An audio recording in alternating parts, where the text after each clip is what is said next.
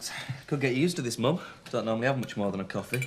Well, while you're making Alice's breakfast, you might as well get yourself something. Oh, look, trying to give Alice a proper breakfast is a waste of time. So when does she eat? Well, Archie'll give us something later. Like what? So, well, like a biscuit, cracker, toast, cereal sometimes. Nick, she's a growing girl. She needs to be fed properly. Mum, believe me, when Alice is hungry, she'll eat. When she's not, she won't. You can't force food down her. I've tried, it doesn't work. Who's to say Archie'll bother? If it's for the easiest, he'll probably give her crisps or chocolate. And that's exactly the reason why Alice loves her Uncle Archie, isn't it? Yeah. Elizabeth, send me. Morning, my dear. Something wrong, Mr. Turner? No. No, why should there be? I just thought with you coming at 8:30, there must be something. Oh, well, the early bird and all that.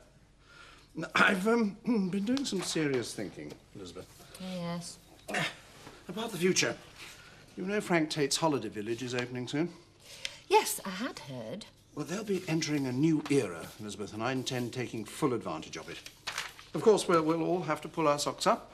We're going to make the best of the increase in tourism. Are you listening to me? Yes. There'll have to be some changes, of course. What sort of changes? Well, just a sort of bit of streamlining here and there. A redefinition of job descriptions, that sort of thing. Why don't I like the sound of this? I thought we could go through some VAT returns and then discuss a few ideas. I'm sorry, Mr. Turner. The present's my main concern at the moment. Can't it wait till later? Can't it wait, Elizabeth? The future is beckoning. Is that all you can say? What's that? Seth's credit card. I knew it would turn up. Don't let me keep you, Mr. Turner. Really? I didn't expect such a negative attitude from you, Elizabeth. Helping out's one thing, love. Having a full time's another. That's why we're doing it properly, Mum. I'm going to pay him a proper wage, and he's going to work from 8 until 5. How much are you paying him? The going rate? How much, Nick? About £60 a week. £60? You can't afford that sort of money. Mum, it was you who told me I should get sorted out. Well, I don't call this getting sorted out, love. He's not exactly the right sort of influence for her. Oh, come on, Mum. He's great with her. He's a bit of a drifter, Nick. You know, Mum, you've got Archie all wrong, because he's changed. Nobody could change that much. Oh, really? Well, I reckon I've got two alternatives. It's either Archie, or I give up work and live off the estate and look after Alice myself. This way's got to be better for us all, Mum. Morning. Morning, Archie. Hello. Morning. Hi, sunshine. Why do vacuum cleaners always work fine until you want them to pick up a bit of dirt? No idea. That's woman's work. Do you want this coat hanger up your nose? No, thanks. What can I do for you, Joe? Beautiful Beckingdale. I was wondering, have you made any plans yet? Ah. I take it you haven't made any plans. But you are going ahead with it, aren't you? Fancy a coffee? I know I do. Well, it all depends. On what? Or whether you change your mind about making it between here and the kitchen. Oh. Yeah, coffee will be fine, milk to sugars. I'll put the kettle on while you empty the bag in that and bring it upstairs for me. Men's work, wouldn't you say? Thank you, Caroline. How's Alice? Oh, she's all right. I just think this idea that Archie can cope with her is crazy. Doesn't it worry you? Not at all. He's lovely with her. I only wish Elsa could Oh, see. well, it's thanks to Elsa that Nick's in this position.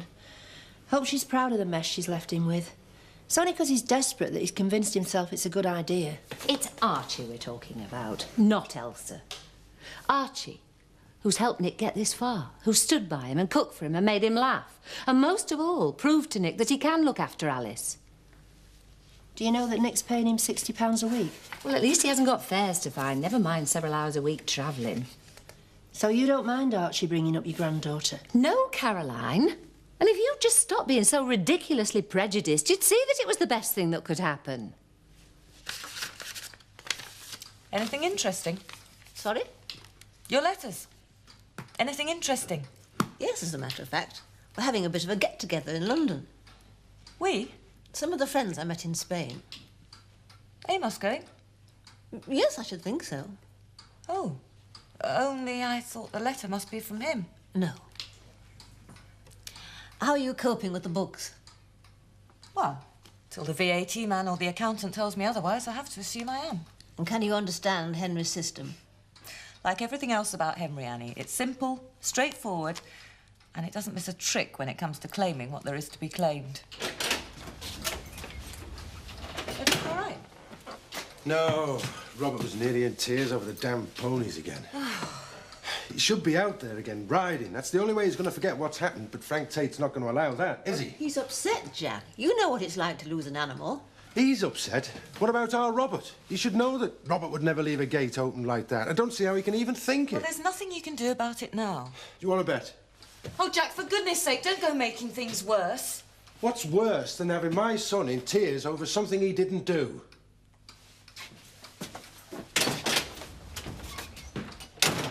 He lived with us for 6 months and caused chaos. He's dossed in a barn. Now he's living with Lynn Whiteley. He's been there for some time. That should at least prove to you that he's settled down. I don't think Archie's settled down. I gather he's not paying any rent. He's not part of Lynn's family. It's all very odd. You really are determined to think the worst, aren't you? I do know Archie. No, you don't. I could understand you worrying about an untrained man looking after Alice. But to have to resort to picking on his living arrangements... Well, they're not exactly normal. Oh, how would you define normal? As far as I'm aware, Archie living with Lynn Whiteley is perfectly straightforward. He doesn't pay rent because he's no money and she's got plenty. And in addition, he looks after Peter for her, and very well by all accounts. Well, just because that setup suits Lynn doesn't mean it's necessarily what's best for Alice. If you trust no one else's judgment, you should at least trust Nick's. I mean, that lad would do anything for Alice. Do you really think he'd let Archie look after her just because it was convenient or cheap? Elizabeth, under normal circumstances, I'd be more than happy to go along with Nick's ideas. But these aren't normal circumstances. He's been through a lot, and I don't think he's seeing things straight. Oh, and neither is anyone else who doesn't see things your way. That's not The fair. thing is, Caroline, you've been away too long. And you haven't spent enough time here to appreciate the true picture. He's sitting watching Fantasia and eating crisps. Not yet 2, and already a couch potato. Who's his role model for that? Certainly not me. I'm sorry, Joe. I should have spoken to you sooner about the beautiful Beckendale campaign. I've just been too busy. Yeah, what's happened to all your enthusiasm? It's still there, but quite frankly, I'd be wasting my time. And most people in the village agree with me. Basically, because Beckendale isn't at all bad. Yeah, I suppose since the roadworks have gone and the spring flowers are popping up all over the place, it does look better. Hanging baskets outside the Woolpack aren't going to improve Beckendale. We'd end up with something artificial and horrible. Probably right at that. Whose idea was it in the first place? Frank's. So all this is just to help the holiday village. I should have known. It's not just to help the holiday village. A bit of civic pride is good for the Civic old... pride's got nothing to do with it. Frank Tate wanted a pretty little toy town on his doorstep to impress the tourists. That's all. Yeah, there's probably some truth in that. I know there is. If you've got any good ideas, Joe, I'd be only too glad to help out. But you've got to be honest with me. Let's just leave Beckendale alone for the moment, eh? I am her grandma, after all. And Nick's her father. He's grown up a lot, Mum. He's doing what's best for Alice. Archie Brooks is what's best for her. It's Nick's decision. But Archie's always been so irresponsible, Kath. It's all right looking after Alice for now, but what happens when the novelty wears off? Well, he's not as bad as he used to be. I thought for 1 minute you were going to try and tell me he's grown up as well. Come on, Mum, it is Archie we're talking about. Exactly. I don't see how anyone can think he'll be good for Alice. What we said to Nick. Oh, enough. Don't think I can stand the idea of another night bickering with him about it. Well, come over to us then. Oh, thanks. Hi. Not checking up on Archie, Mum? No, Kath's just asked me to go and stay at the mill for a few days. If you're trying to prove a point about Archie by staying with Kathy, you won't change my mind. Seth!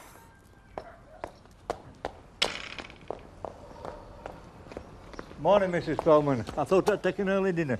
That's not why I'm calling you. Oh, have you got one of them and all? I'll give you a tip, shall I? Keep it somewhere safe. They're easy to lose. Seth, it is your card. The one that you lost. I found it in my rubbish bin. Oh, what were it doing in there?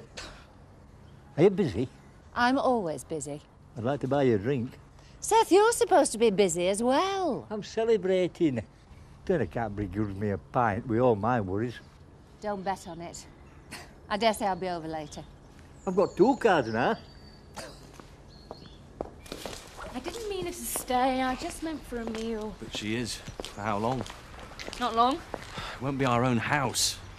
It isn't now, Chris. Not with Alex around. That's different. He's a mate. Now, why is that different? Because he's a laugh. He stays out all night, leaves us to ourselves, doesn't stick his nose in. Anyone would think my mum was a dragon. Oh, come on, Kathy. She's your mother. A different generation, doesn't like loud music. Has to mind our P's and Q's, and I resent that. It's my house. No, Chris, it's our house. And my mother's welcome to stay just as long as she wants.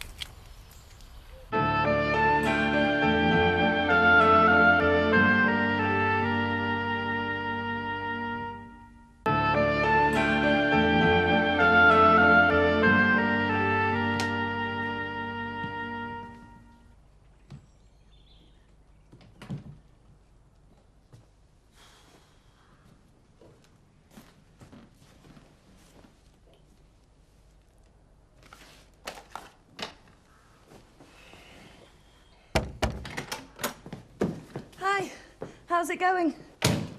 Great. Just got to bed for an hour. Oh, Peter was wondering if he could come and play for a bit. Well... Oh, I did promise he could. He's really missed it since you've been coming here. Yeah, go on then. Do you want a coffee? Oh, no thanks. I thought I'd just nip down to the wool pack while I've got 5 minutes to myself. Bye. Yes. And now I've had time to go through the figures. Opening all day was a resounding success. Well done, Mr. Turner. I'll have a pint with you to celebrate. Therefore, I'm going to go with all-day opening throughout the summer. And this affects us? It does me. Well, of course it does. We've all got to pull together in circumstances like this. Why is it I think pulling together means working harder? You mean there's actually a word in your limited vocabulary that means working harder, Seth? No, all I'm asking is that we just increase our responsibilities. Like I said, it means working harder. He's been working for you too long. No matter how you put it, Seth knows what you mean. Frank Tate has made you a cynic, eh? However you put it, it sounds like working harder to me too, Mr. Turner. No, all I'm asking is that you add stock-taking to your responsibilities at the Woolpack. I mean, you're excellent in the office. I've got enough responsibilities with the fish and game farm. Well, Seth can take on a few of those. When I'm asleep, didn't you enough hours when I'm awake to do work I've got already? Really, this is nonsense. I don't work for the Woolpack, Mr. Turner. No, you work for me. My work is your work. My money is your wages. And my cottage is your home. You do exactly what I tell you.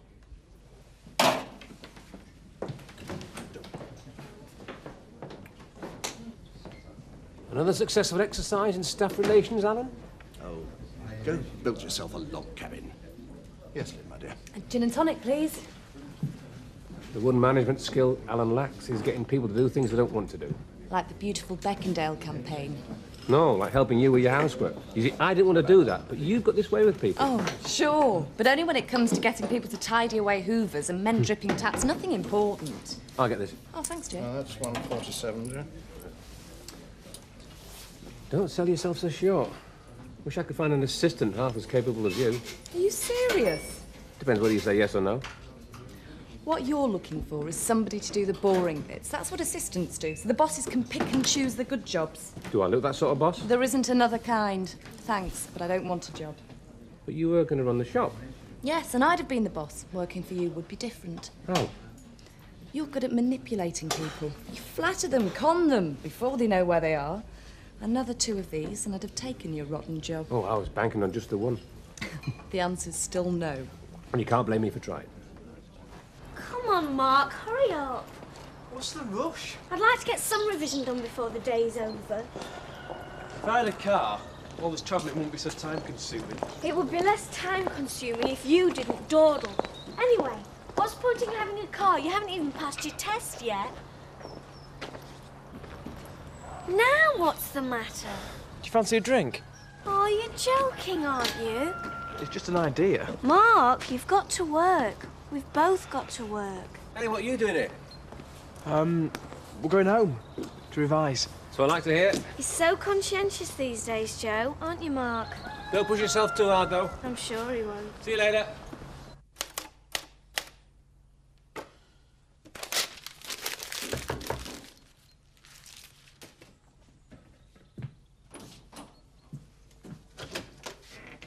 Hello. Sorry to disturb you. I know you're busy. Don't let Alan Turner fool you. There's more than enough work in this job. Yeah, and not enough thanks. Fortunately, that's not what I do it for. I have worked for Alan myself, you know. I thought you were his boss. Not always. Once the boot was on the other foot. Very firmly. So you know what he's like to work for. That's why I'm here. Condolences are very welcome. But... You could do better, you know. Oh, yes. You ran a farm for long enough. Into the ground. Not your fault. Well, not entirely. So, I ran a farm. And now you're running Alan's little money spinner. You've seen the books? Well, Frank has an interest, and I'm his estate manager. Oh. And I like what I've seen. I think you're doing a good job. I may not be very happy with Alan Turner, Joe, but I'm not going to do anything to help you buy him out. Crikey, I wish I had the money. No, I don't want the game farm. I want you. What are you doing? I was thinking I could do with some new trainers. I meant revision. Look, I'm bored with revision. Mark, you've hardly done any. Anyway, I thought you were broke. I got that money from Gary and Dan. And what I earn at the Woolpack. That's for the phone bill. And he paid for that. You've got to pay her back. Not yet, I haven't. I've got nearly 300 quid. Shouldn't you give Gary and Dan their money back? You are? All the calls that they made? £300. With student rail cards, we could get all over Europe with that this summer. I could do with going away right now. What, before your exams? During. Oh. Then again, we could forget our cares for a bit and spend, say, £5 down at the Woolpack right now. No, I have to do this tonight. All right, then. Well, I know how we could have a good time without even spending a penny. Or taking time to go down to the Woolpack. Me too. You test me. Joe, working for Alan may have its drawbacks, but it does at least mean I have this place. Well, is that such a good thing? It gives Alan a hold over you. He may threaten, but he wouldn't evict me. But you shouldn't have to live with that over your head. I mean, all right. I could find you some accommodation. Might be just a mobile home, but I'll pay you a damn sight more money than Alan, with half the hassle. I don't know, Joe. It's very flattering, but... But all right, I'll double the money and I'll throw in some kind of transport. Now, that is a heck of a deal. Look, Joe, I wasn't trying to force your hand. No, of course not. If I thought otherwise, I wouldn't have offered. All I ask is that you think about it. I'll certainly do that. Great. I'll see myself out.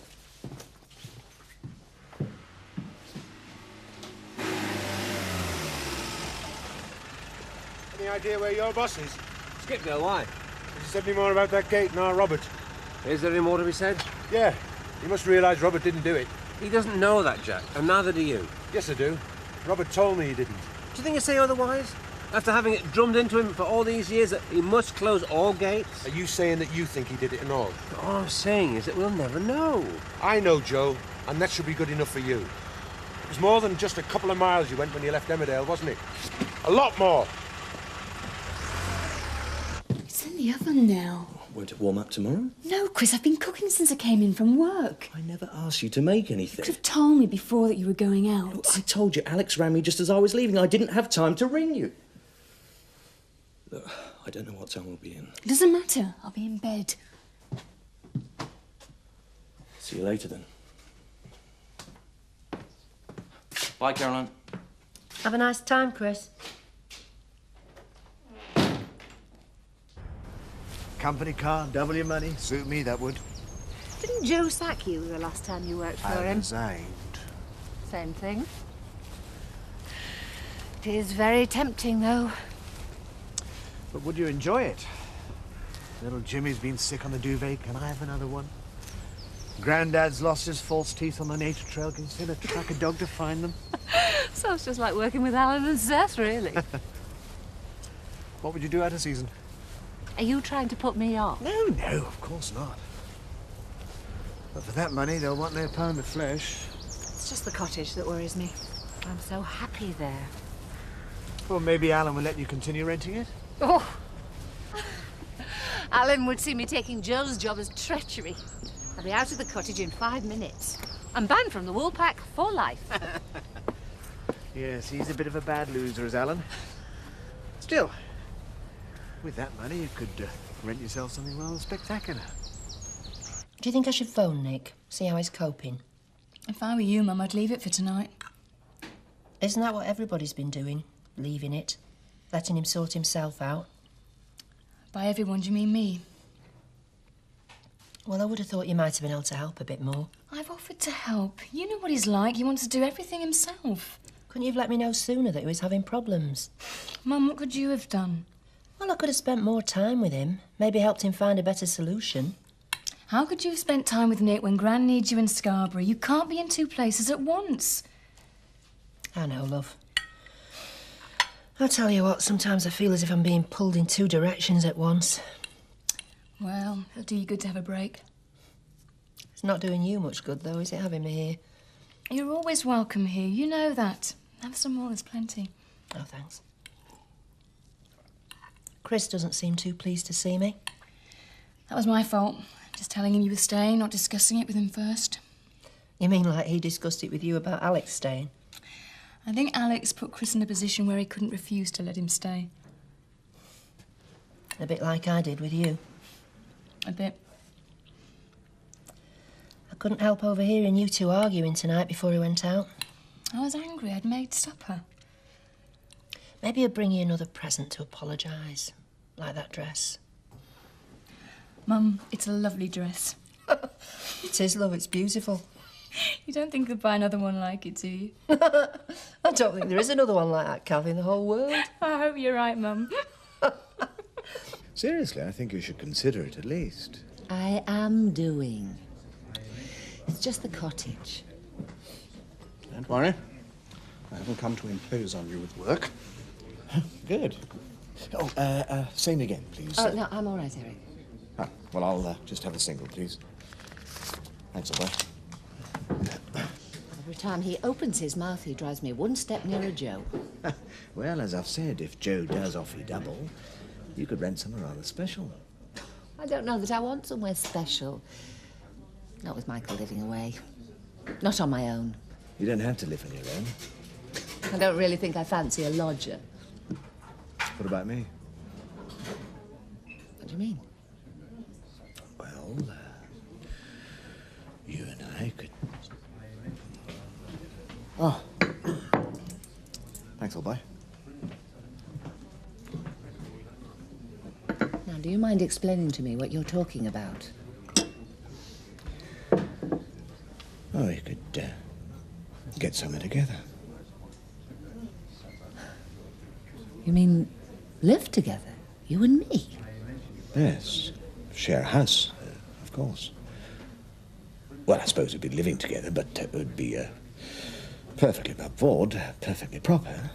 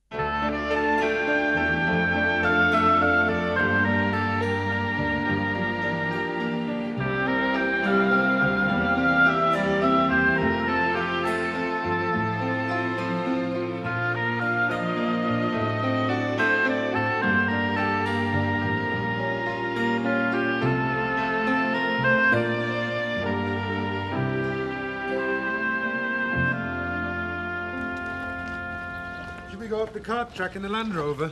I want to go past home farm. You like going up the cart track? I want to see if the ponies are all right. Do you want me to take him? Hey, Mum, you're up early. I like getting outside early in the morning. Especially if it means Mr. Turner can't find me. What, this early? Yes, this early. What's the matter, Mum? You all right? Yes, I'm fine. It's just that someone's made me a rather surprising offer, and I wanted to talk to you about it. You seen my tie? The one I wore yesterday? I was in bed when you came in last night, remember? I didn't see where you put your clothes. I'm going to see how Archie's getting on today. Mum, he'll only think you're checking up on him. Well, he ought to know someone is. What's Archie up to now? Mum doesn't approve of Archie looking after Alice. Well, would you let him look after your child, Chris? Well, it's difficult to say. You said he was good with kids, didn't you? Nick's already weighed up the pros and cons. He knows what he's doing. Yeah, but he's been under a lot of pressure to find someone to look after Alice. Archie just happened to be around. Doesn't make him the best person for the job in my eyes. I understand your concern. Oh, I'm glad someone does. You see, Kath, I might have been away from Beckendale for some time, but Chris hasn't. And it's obvious what he thinks. I was trying to be diplomatic. In future, Chris, just keep your thoughts to yourself, will you? You can't work for Tate, Mum, not after what he did to us. Michael, we failed on that farm, not Mr. Tate. He's always been very straight with me. Well, at least with Turney, you've got the cottage. Well, Joe's promised me something on the estate. It's only a mobile home. You're not seriously thinking about this, Mum, you can't. He's offering twice what I get now. You'll be living in the middle of a caravan site, dealing with problems right around the clock. Leaving Joe to be cosy with Frank up at Big House. Well, you considered the job. Yeah, but I didn't take it, did I? Oh, and you really think I shouldn't either? You sell yourself short, Mum.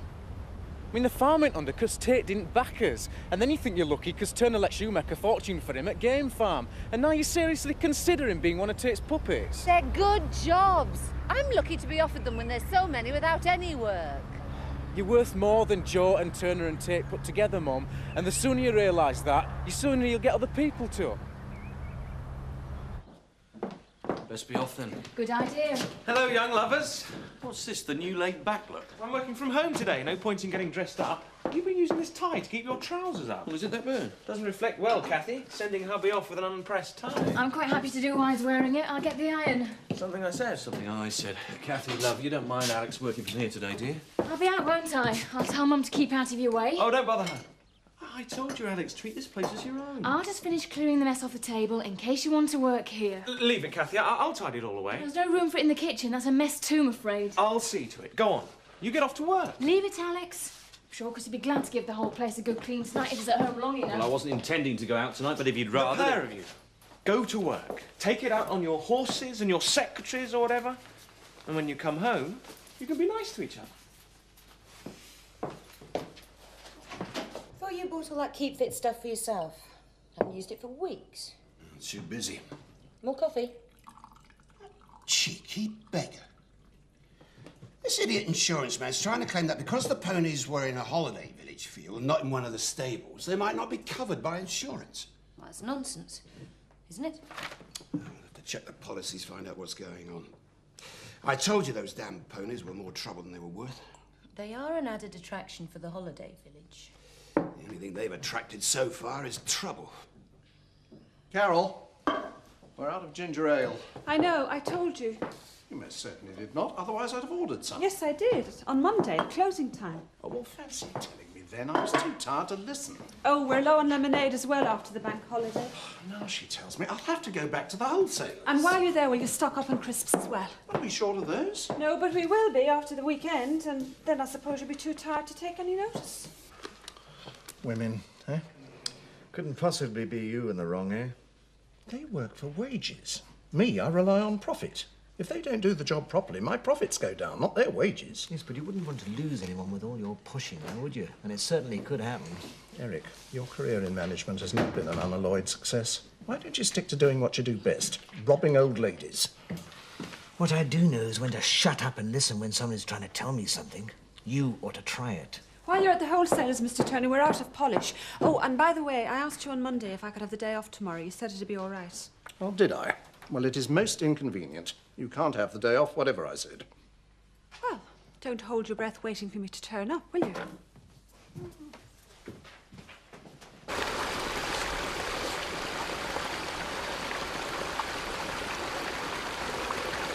can't overfeed them, you know. Caroline. Sorry, I was miles away.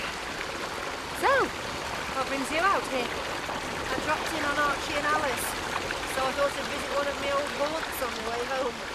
This has to be the most inhospitable place in Beckendale. You must be at a loss for something to do. I wish I was. So, you're still unconvinced about the Archie situation? Unconvinced is a bit of an understatement. I sometimes think children should carry a government health warning. Danger. The older they get, the more you'll worry about them. Perhaps some parents worry too much. Life doesn't become easier for any of us as we grow older. No, I suppose not. Did you enjoy working with Alan, Caroline? Yeah. He infuriated me most of the time, but life was never boring with him. I suppose that's how I feel about him. You lived with him for a while as well. Yeah, a long time ago. And when I came back last year, though, we had separate rooms in the Woolpack. Hasn't asked you to No, move it. no. He hasn't. But someone else has. Well, These projections look pretty good, Chris. Pity you let the horse meat contract go, though. I told you it was too much hassle. Here or at home. Dad, I run this business to make a profit, not to make life easy. Not that much could at the moment. Having the mother-in-law with you a problem? You could say that. She doesn't like the idea of Archie Brooks looking after her granddaughter. So, we're on the receiving end of it all. Oh, dear. Kathy, for some reason, thinks Archie's Mr. Wonderful. He's not the idiot that everyone makes him out to be. Hope you're not talking about me. Archie Brooks. Now, there is an idiot. There we are. You see, the knee-jerk reaction is to think that Archie is daft. But look at the way he sorted out everything when that pony was killed. And the way he got Nick help from the social services. You should watch it, Joe. He'll be suggesting him as your assistant next. I've already approached somebody about that. Elizabeth Feldman. Although she was happy working with Alan. Frank, nobody is happy working with Alan. has Eric ever mentioned getting anywhere together before? No, never. We agreed to take things one step at a time. That's why I'm so shocked. Maybe he was testing you. Oh, I doubt it. If that was his game, I've disappointed him. I haven't given him an answer yet. Do you know what your answer's going to be? I haven't had a chance to think about it. He'll have to wait. That's what I used to say about Alan. He's someone else I've got to think about. Really? Joe Sugden's offered me a job at the holiday village. It's all happening for you at the moment, isn't it? Believe me, Caroline, I wish I wasn't being forced into making decisions. It's all happening too quickly. I'd just like to be left alone. Well, stand your ground then. Tell them where to get off if you're happy with things the way they are. Trouble is, I don't know if I am anymore. You want to get both your mum and Alex out of the house. Remember, me and Pete lived with his granddad. I mean, you need to be on your own to get to know each other. Mum will be gone in a few days. But if I try and get rid of Alex, Chris will think I'm doing it out of spite. You worry too much, Kathy. He'll soon forget Alex. Alice and Peter are helping Nick with a potting or something. I haven't seen you since the business with the ponies. Thanks for all you did, Arch. I didn't do out. Not really. Seen your mum now. Sorry if she's giving you a hard time. She just needs time to get used to the setup. Yeah, it's all right. It's nice to know that she worries enough to care. I like to change a few dirty nappies so she didn't feel left out of it. Giving up the new job already? Nah, she's with Nick. We wanted a word about the ponies. Yes, you're going to have to wind down the pony riding lessons for now. But I've got some booked. Well, unbook them. It's an insurance problem. But that can't take more than a phone call to sort out, surely. It's not that simple. I've got kids coming here for lessons, the instructor's hired. That's tough, I'm afraid. Anyway, there's nothing you can do about it until we've sorted out with the insurance company. So how long will this take? As long as it has to. Sorry, Kathy. You're sorry. I am building up a good little business here. If I can't tell people when they can come for lessons, I'll go somewhere else. Come on, Kathy, it's only a tuppenny-halfpenny operation. Holiday Village is not going to stand or fall by its success. And those ponies have caused me enough trouble already. Okay?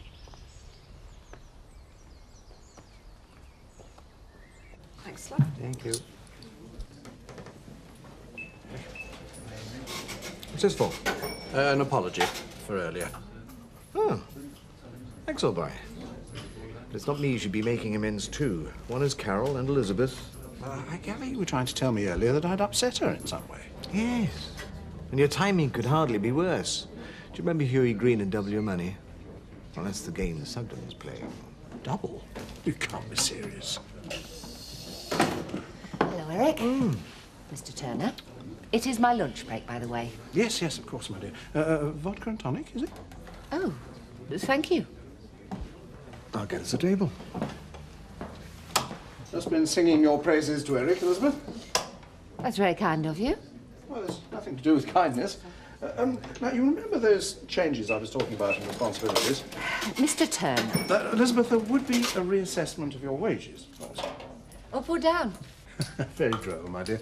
I couldn't help noticing when I was over in your cottage the other day that the kitchen is in need of refurbishment. Now, how does all that sound? Sounds wonderful. Well, I would have mentioned it before, only I just didn't have the time. Oh, and do have that with me. Thank you.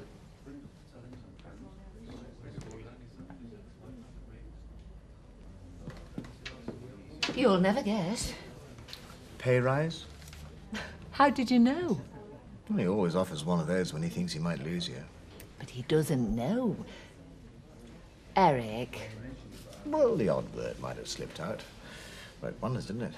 But you had no right. Elizabeth, I'm an auctioneer. If there's one bidder, the price stays low. Two, and bingo. I am not a piece of furniture. How dare you interfere? I happen to like working for Mr. Turner. Fine. I still got you more money there, didn't I? This isn't about money. It's always about money. No. It's about my life, my future, and my decision. I don't need you nor anyone else trying to decide for me. I wish I'd never confided in you.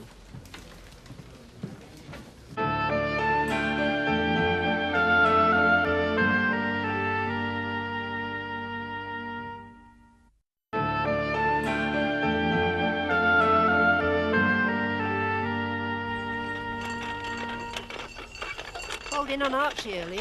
He seems to be coping. Good. Well, for the moment, but what happens if he gets bored and wants out? What will you do then? Mum, you're just trying to think up problems, aren't you? Well, it's a good job it's only Alice. When you were a baby, I had Kathy toddling into everything. I thought I'd never cope. Yeah. But you did manage, didn't you? Even though you weren't trained. Yeah, but I always knew I couldn't walk away from it after a month or two or a week or two. And 20 years on, you still can't walk away, can you? Gets to be a habit. Mum, even if Archie does decide after a week or a month that he's bored with it and wants to give it up, who's to say a childminder wouldn't? I do think you're coping really well, Nick. Do you know what I'm really looking forward to, Mum? At the end of the day, whenever that is. And that's sticking two fingers up at all those people who said I wouldn't manage.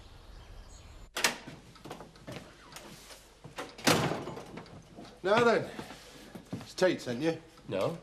I've come to see my mother, if that's all right. So he's still not said anything? What do you want him to say? Admit he was wrong. He won't. You could make him. How? Tell him you know Robert didn't leave that gate open. But Jack, I don't know. When are you going to get that into your thick skull, eh? I don't know. You don't know. The only person that thinks he knows is Robert. And he says he didn't, and that should be good enough for you. He's only a little boy. Little boys don't tell stories so they don't get into trouble. I thought when you left Emmerdale, Joe, we'd have the end of all this bickering. Now I find you taking sides with another man against what we all know to be true. And it hurts, Joe. It really hurts. I'm not taking sides, Ma. Doesn't look like that from where we're standing. Oh, I haven't got time to argue with you, Jack. I've got work to do. Yeah, so have I. Frank Tate has spent a fortune putting up styles so the gates don't even have to be opened. He's looking to the future, not the past. I don't see why you can't do the same. I don't see that throwing money at it is the answer to the basic problem, which is that Frank Tate believes my son left the gate open when he didn't. He didn't say that. It doesn't matter. It's gone. It's in the past. It's history. Well, I want him to admit that someone else left that gate open. Tell him that, will you? Tell him he's wrong. Come on, son. Let's help Sarah with the milking. Oh, Elizabeth. I thought I might find you here. Working as hard as ever, eh? Work won't get done by itself, Mr. Turner. Did you want something? No, not really. I just came to see how you are. Elizabeth, perhaps I should have said this before, but I do appreciate all the little things you do for me. Little things? Well, I mean, all the extra work you put in, it doesn't go unnoticed, you know. I should hate to lose anyone as diligent and as conscientious as you. I dare say you would. But I'm not likely to, am I? I mean, you do approve of my offer, don't you? It's reasonable. Reasonable? Well, Elizabeth, I'm sure you've done the right thing. I mean, someone of your abilities is wasted in a holiday village. Elizabeth, are you sure there isn't anything wrong with me? Everything's fine, Mr. Turner. I'd just like to be left alone to get on with my work. Yes, of course. Well, I must be off. Well, we can go through some kitchen designs sometime for the cottage. Only sometimes. Well, I mean, we're both very busy people. I'm sure we'll be able to get together when there's a lull in the business. The pigs might fly. Elizabeth, I made a very wise decision when I took you on last year. She may have no experience, I thought, but I can recognize potential when I see it. How right I was. How right.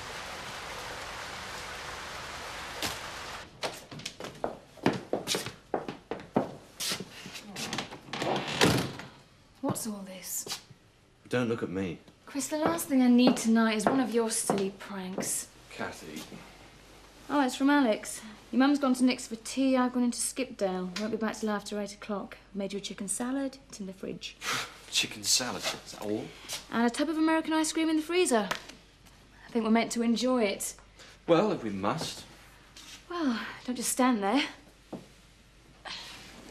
Open the wine.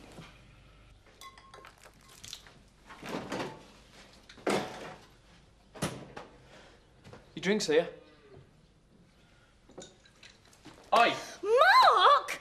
What are you playing at? It looked like you were nodding off. I thought I'd revive you. You'll need resuscitation when I get my hands on you. Yeah. Ah! Hang on. Oh! Sorry. It's okay. Revising.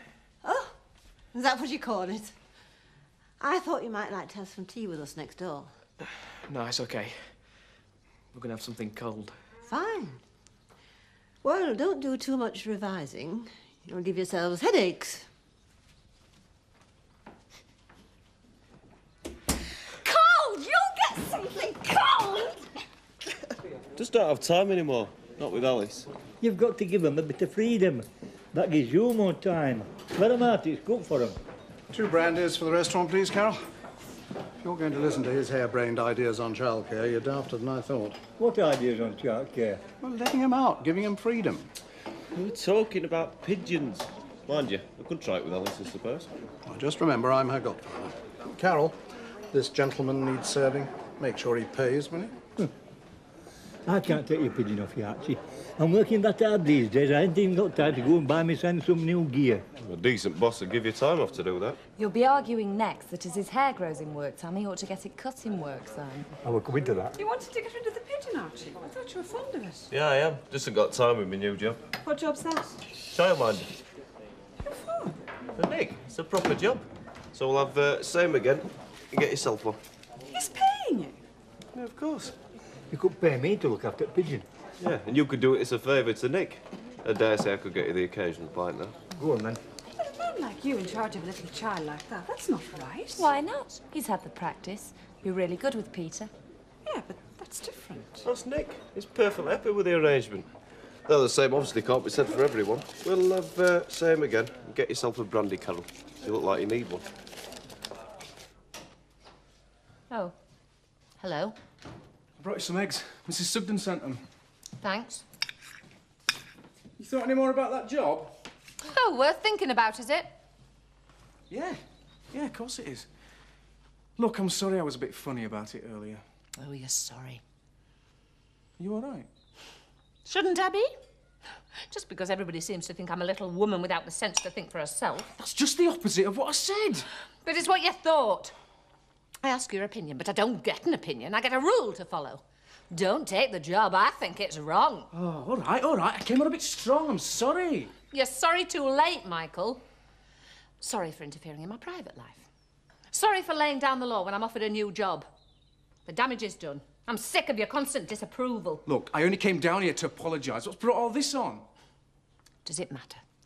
Is it Pollard? Has he been sticking his nose in? Why should Eric's opinion be any less valuable than yours? Well, I didn't come here to argue with you about Pollard. No, but you won't miss the chance to do so, will you?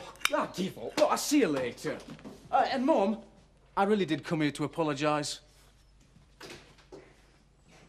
Do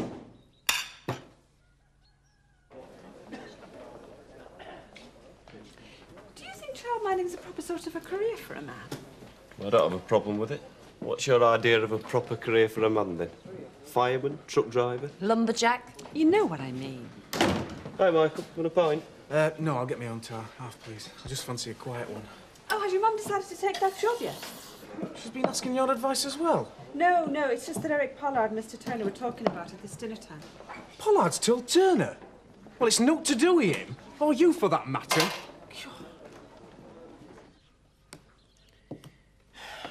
How much good do you think this is doing us? I mean, last-minute cramming. They say it doesn't help. Of course it does. I know all this stuff now. We've got to have a break every now and again. We had a break earlier. There are other things to life, you know. That's not what you said at the time. That's because I was using you as an excuse to get out revising. Oh. Come on, let's go to the pub. 8 o'clock we'll go. 8 o'clock? I can't go and revise until 8 o'clock. My brain will explode. Mark, you said you wanted me to come here to help you revise. So far, you've hardly done any. You stop for a drink, you stop when the dog barks. It's any excuse. You haven't done enough. Melanie, I'm not as clever as you. I don't even know why I'm bothering. I'm not going to pass. You won't if you talk like that. Well, what do you want me to do? Kid myself? Melanie, I'm thick. I should have given up school at 16. I've had education up to here. Finished? Can I get on now? 8 o'clock, Mark, and then you can take me for a drink. Thank you. You disappoint me sometimes, Joe. What? I thought we were meant to be friends. I know we've had our differences, but to stoop this low... Alan, look, I've had a hard day. I've come in for a quiet pint, not riddles. Elizabeth Feldman. But I put an end to your game, my friend.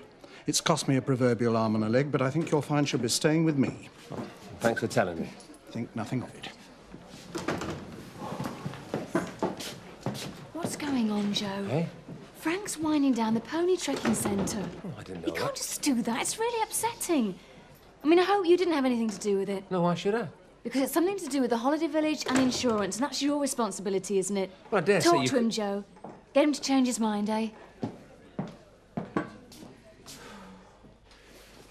What are we going to do about Tate?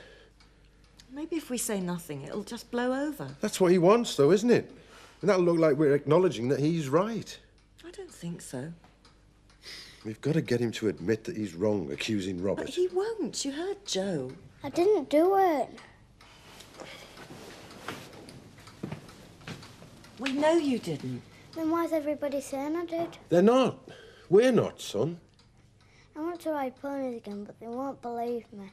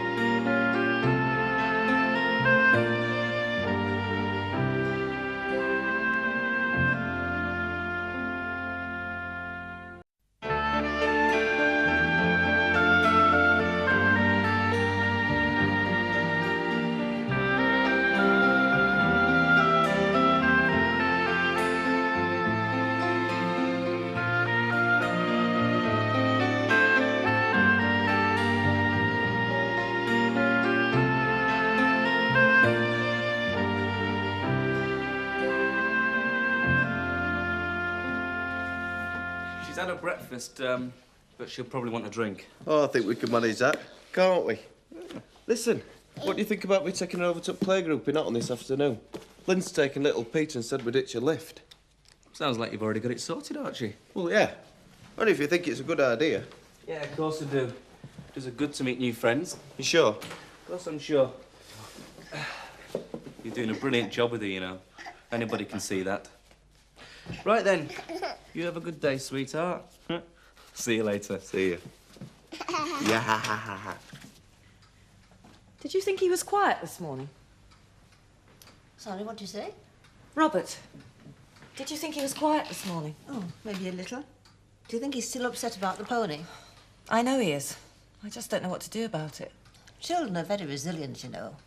I remember when Jack was small, he fell off a ladder and got a bump on his head the size of an egg. He swore he'd never climb again. But an hour later, he was back on top of the stack just the same. So he was stubborn even then? Worse. And Robert's just like him. Yes. It's just a pity he's lost his riding lessons. Have you ever been to Kleinborn? The opera festival? No. It's not my sort of thing. Why?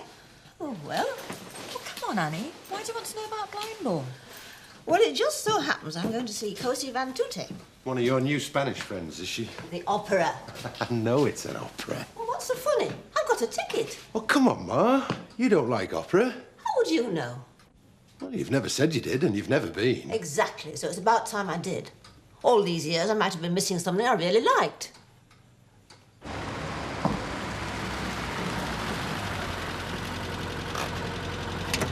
Morning, Joe. Can I have a word? Have to be quick. I've got a lot on today. Well, I'll try not to keep you. It's about Elizabeth, Mrs. Feldman. What about her? Well, she's on a bit of a downer at the moment. Go easy on her, will you?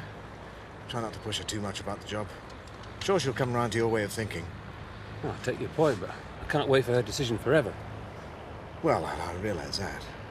Well, like I said, I've got a lot to do. She's in the same boat. I'm sure she is. She's under a lot of pressure at the moment.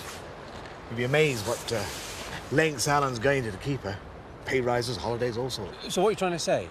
She doesn't want the job? No, I'm just saying he's not making it easier for her to leave. Obviously doesn't want to lose her. Well, what do you want me to do? I've offered her the job. It's up to her whether she takes it or not. I can't do any more than that. It's up to Elizabeth now. I just wanted you to know all the facts. Yeah, thanks. I'll bear that in mind. Sorry to catch you. Thanks for the chat.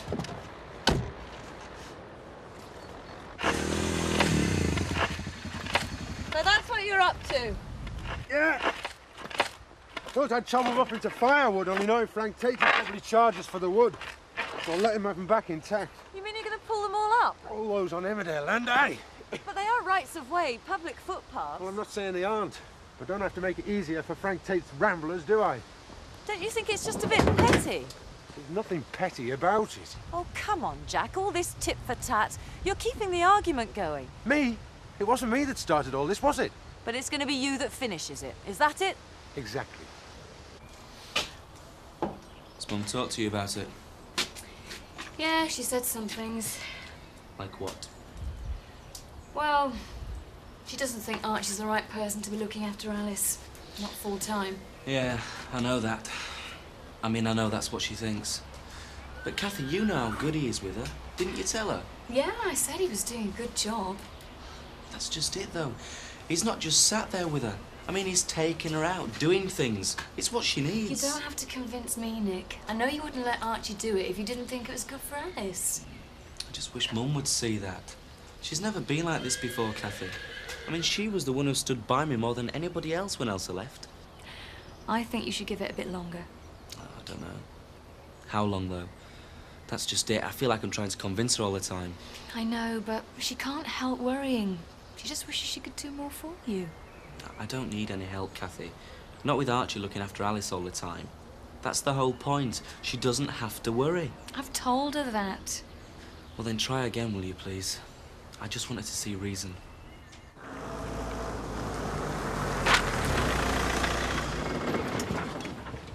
Jack, what the hell's going on? I'm returning Frank Tate's property. You can see that. Why? Because it's cluttering up Emmerdale Land. Oh, come on. What does it prove? It proves I'm not going to fall in with Frank Tate's plans to turn Beckendale into Disneyland. Have you listened to yourself lately? You're like a stuck record. I mean, look around you. They're log cabins, not Snow White's palace. Yeah, well, you can laugh. I'm not going to help Frank Tate while he's still accusing Robert. All right, so you're not going to help Frank Tate.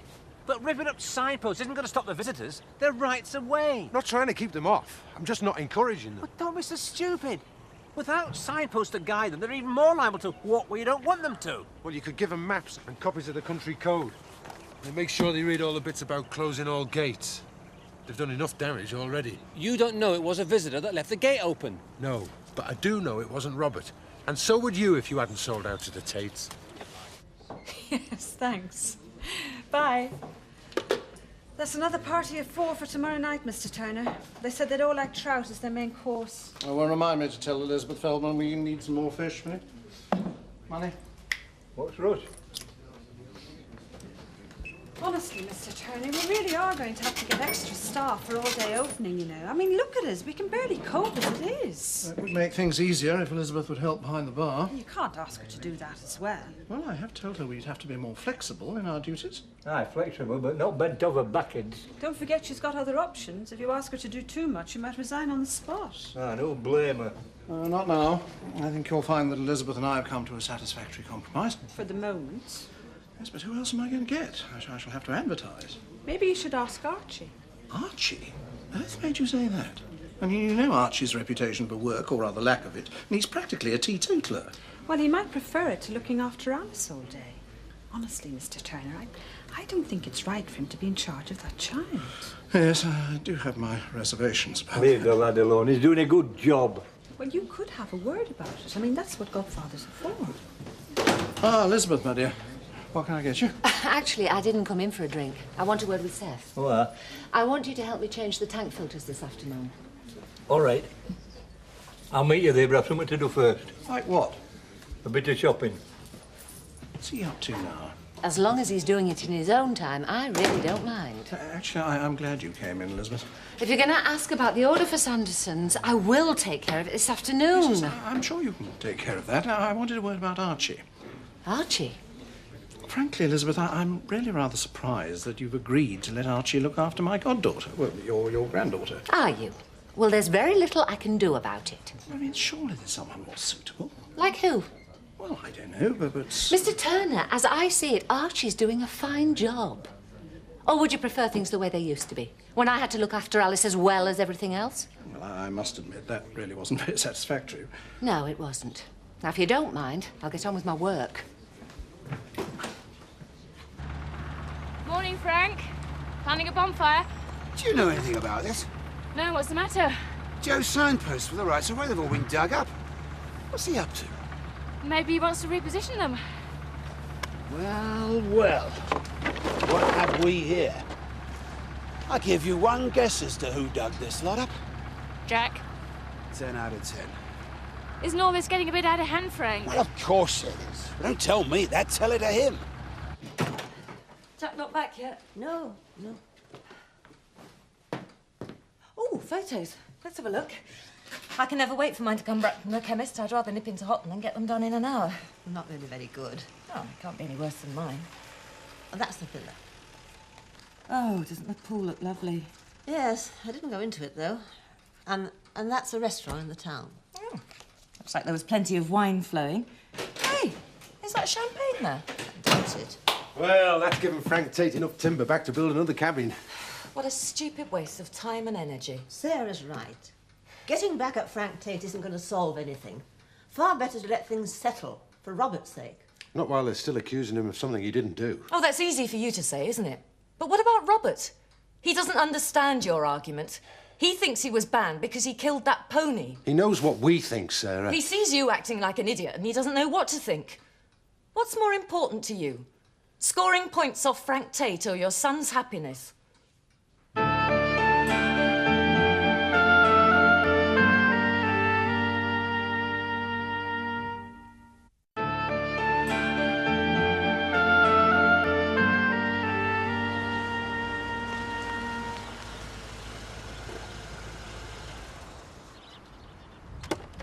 Hello, Joe. I wanted a word about the job, assistant manager. You've decided not to take it? Yes. Well, I've thought it over quite hard, and it's not that I wouldn't want to work with you or Frank Tate. I'm happy where I am. No hard feelings. Of course not. Thanks for letting me know so quickly. You don't seem surprised I said no. Oh, Eric Pollard said you were under a bit of pressure. Oh, he did he? What else did he say? Only that Alan had offered you a pay rise and didn't want to see you go. I see. Like I said, thanks for letting me know. Oh, by the way, you haven't seen Seth this afternoon, have you? Why, have you lost him? Well, it's beginning to look that way. Well, if I see him, I'll tell you looking for him. Thanks. Oh, come on. What do people usually do with their holiday snaps? They give you the lot to look through and then they talk about them for hours. This is the beach, this is the kids on the beach, this is us on the beach. Well, maybe she didn't want to bore you. No, it wasn't like that. You must have noticed. There were loads of pictures she didn't let me see. Well, maybe there were pictures of a topless beach. Pass that little spanner, will you? Annie on a topless beach. Maybe not. But you're right, though. She's not been the same since she got back from Spain. And what's all this about Glyndebourne? I'm bored. What would you like to do? Ride a pony. Why can't I? Why don't we go and collect the eggs? I haven't done that yet. Come on. I'm gonna ride a pony again. I don't know, love. Soon, though. We'll see to it. Do grown-ups always know what's true? You mean about the gate? Grown-ups don't always know what's true. Sometimes they think they do, even when they're wrong. Like that gate. You know you didn't leave it open, don't you? But people say I did. All that matters is that you know what's true. And so do I, and so does your dad. It doesn't matter what anyone else thinks, because we know. Don't forget that. Okay? Yes. Okay, then. I must say, it's very pleasant to be able to share a quiet moment with you again, Caroline. After a busy spell. Well, you ought to drop in more often. I wish I was here to do that, Alan. Actually, that's why I've called round. Got to go back to Scarborough tomorrow. There's nothing wrong, is there? With your mother, I mean? No, everything's fine, but I can't stay indefinitely. And also, I wanted to ask your opinion about something. My opinion? Well, I'll ask away, my dear. You see Nick and Alice, don't you? Are they really all right? Yes, they're fine. I try to see as much of Alice as I can, because as her godfather, I feel it's my duty. And Archie? Oh, you mean him looking after her all the time? Yes, I was talking to Carol about that only this lunchtime. Carol? Well, she has a daughter too, you know. And we both feel that he's not the ideal person to be looking after a young child. Oh, at last, somebody with some sense. But I'm afraid we're in a minority. I'm worried sick, Alan. Have you spoken to Nick about that? Yeah, Nick and Kathy. No, thanks. They can't seem to understand why I'm concerned. Nick thinks I'm interfering. He's barely speaking to me at the moment. How can I possibly go back to Scarborough, Alan, when I'm needed here?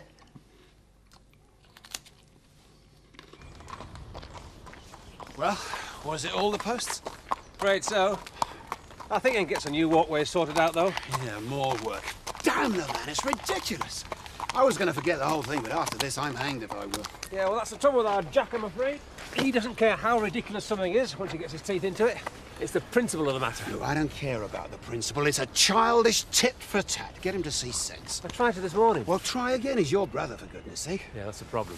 Anyway, what's the situation with the Houghton show? Are there any events that we should get people involved with? Well, it seems to have slowed up a bit. Oh, come on, Joe. Surely Kim's not the only one who's training for this thing. Things have sort of petered out, Frank. We need a showing from the whole of the village, right across the board. Yeah, I know. It's a bit difficult, though, the way things are. You mean the way things are with Jack? Listen, I want that thing with him sorted out. I don't care how you do it, but do it, okay? Yes, Frank. I've caused nothing but trouble for Kathy and Nick since I came back. That can't be true. Is that what they're saying? They don't need to say it. They can't blame you for putting your granddaughter's interests first. No, they're right. And I know what they're thinking.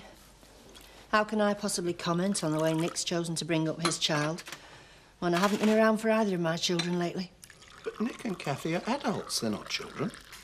They don't need you around. Well, not all the time. I haven't been here even some of the time when they've really needed me. They know where you are. You're only a car drive away. I've got to stay with Mum, Alan. I haven't got any choice. Nobody else to look after her. Yes, we all know that, Caroline. And the trouble is, I blame myself for pushing Nick into employing Archie because I kept on about him sorting out his childminding arrangements. Now, Caroline, as an old friend and as Alice's godfather, I promise you she'll be taken care of. You have my word on that. Thanks, Alan. That means a lot to me. Hiya. Hello. No, Alice. Nick's back from work now, so I'm off duty. How was she today? Oh, she's great. She's a bit tired now, though. We took her over to that playgroup in Autumn with Lynn and Peter. I think it's tired her out, though, you know, being with other kids. She's just not used to it, that's all. Are you going to take her regularly? I don't see why not. She really enjoyed it. Good. And you're coping all right? Yeah, I think I enjoy it as much as Alice. Oh, listen. You haven't seen Seth on your travels, have you? Well, if he'd been at the playgroup, I think I'd have noticed. Why, what's up? Well, nothing really. It's just I haven't seen him since early lunchtime. I hope he's all right. Hi. Hi, Kathy. Just in time for tea. Did you bring a pony, Kathy? Yes, I did. He's tethered up in the yard. Go on, but be careful. I will. Can you take some sugar? Here, I'll take these. There you go. I saw Jack's handiwork today. The signposts. Little chance of a peace treaty at the moment. How's Robert? Still upset. He doesn't understand what's going on, but he sees the grown-ups feuding, and I think he blames himself. You've told him it's not his fault. Well, of course. But it's hard for a 6-year-old to understand, especially when he's really missing his riding lessons. Well, it's not our feud. Anyway, I've had an idea about riding lessons. Me too. I want Robert to have riding lessons again. I think it would stop him worrying about all this. Great minds think alike. It'd be difficult to do at home farm, though, if Frank found out. What about here at Emmerdale? I'm sure I can manage that. Could you? I know Robert would love it. Since Frank closed the trekking centre, I don't have much else to do at the moment. OK, but we'd best keep it quiet. We don't want to give anyone an excuse for another row, do we? Of course. It's really good of you, Kathy. Robert will be thrilled. Vodka and tonic, please, Carol. Right. Evening. Hiya. Oh, evening. Has Seth been in this evening? No, I haven't seen him since dinner time. He never turned up to change the filters like we'd arranged. You don't think his amnesia's come back, do you? I doubt it. He wouldn't try the same trick twice. When he does get back, dock him a day's pay. That'll cure him. No, Jack came round to see me last week. Went absolutely mad because I couldn't say for definite that it wasn't their Robert who left that gate open. I'm getting it from both sides. Frank rings out to get Jack to back down. Jack thinks I'm taking sides with Frank. And you're not?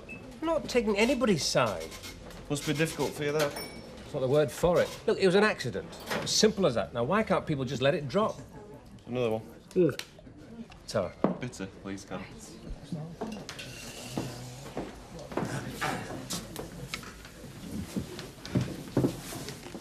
Is there anything wrong?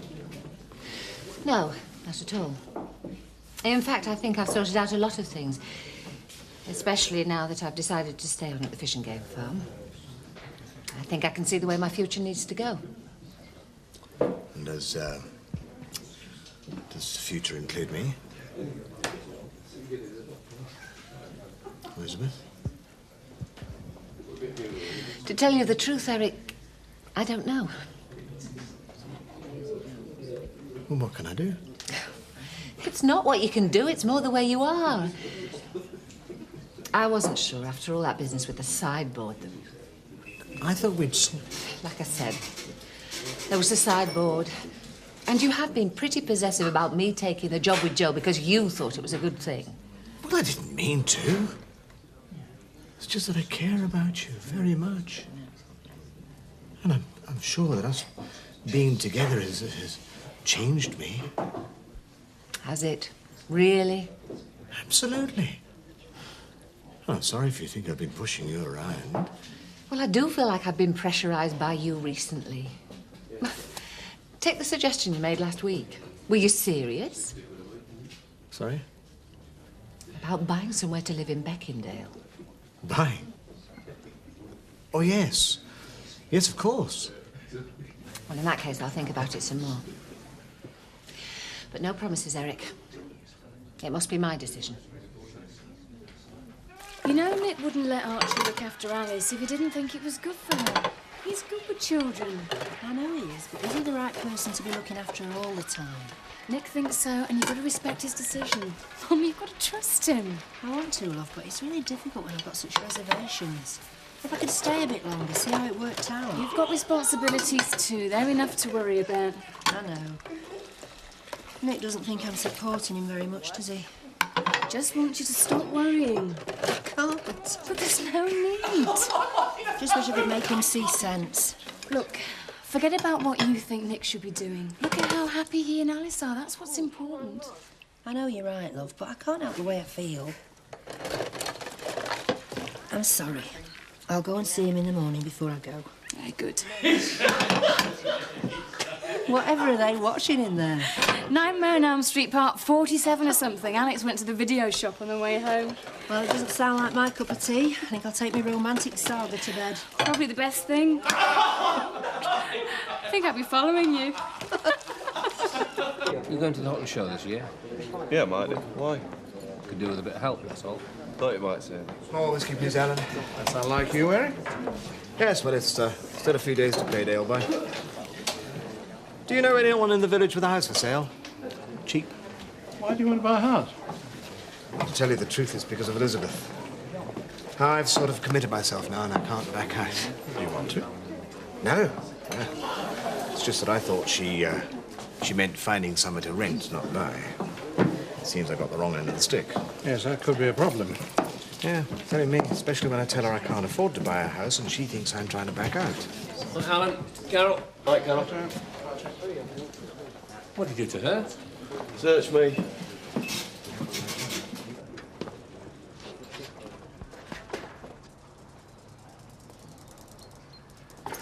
Where have you been? Elizabeth Fell must be looking for you. What's the matter? It's all his fault.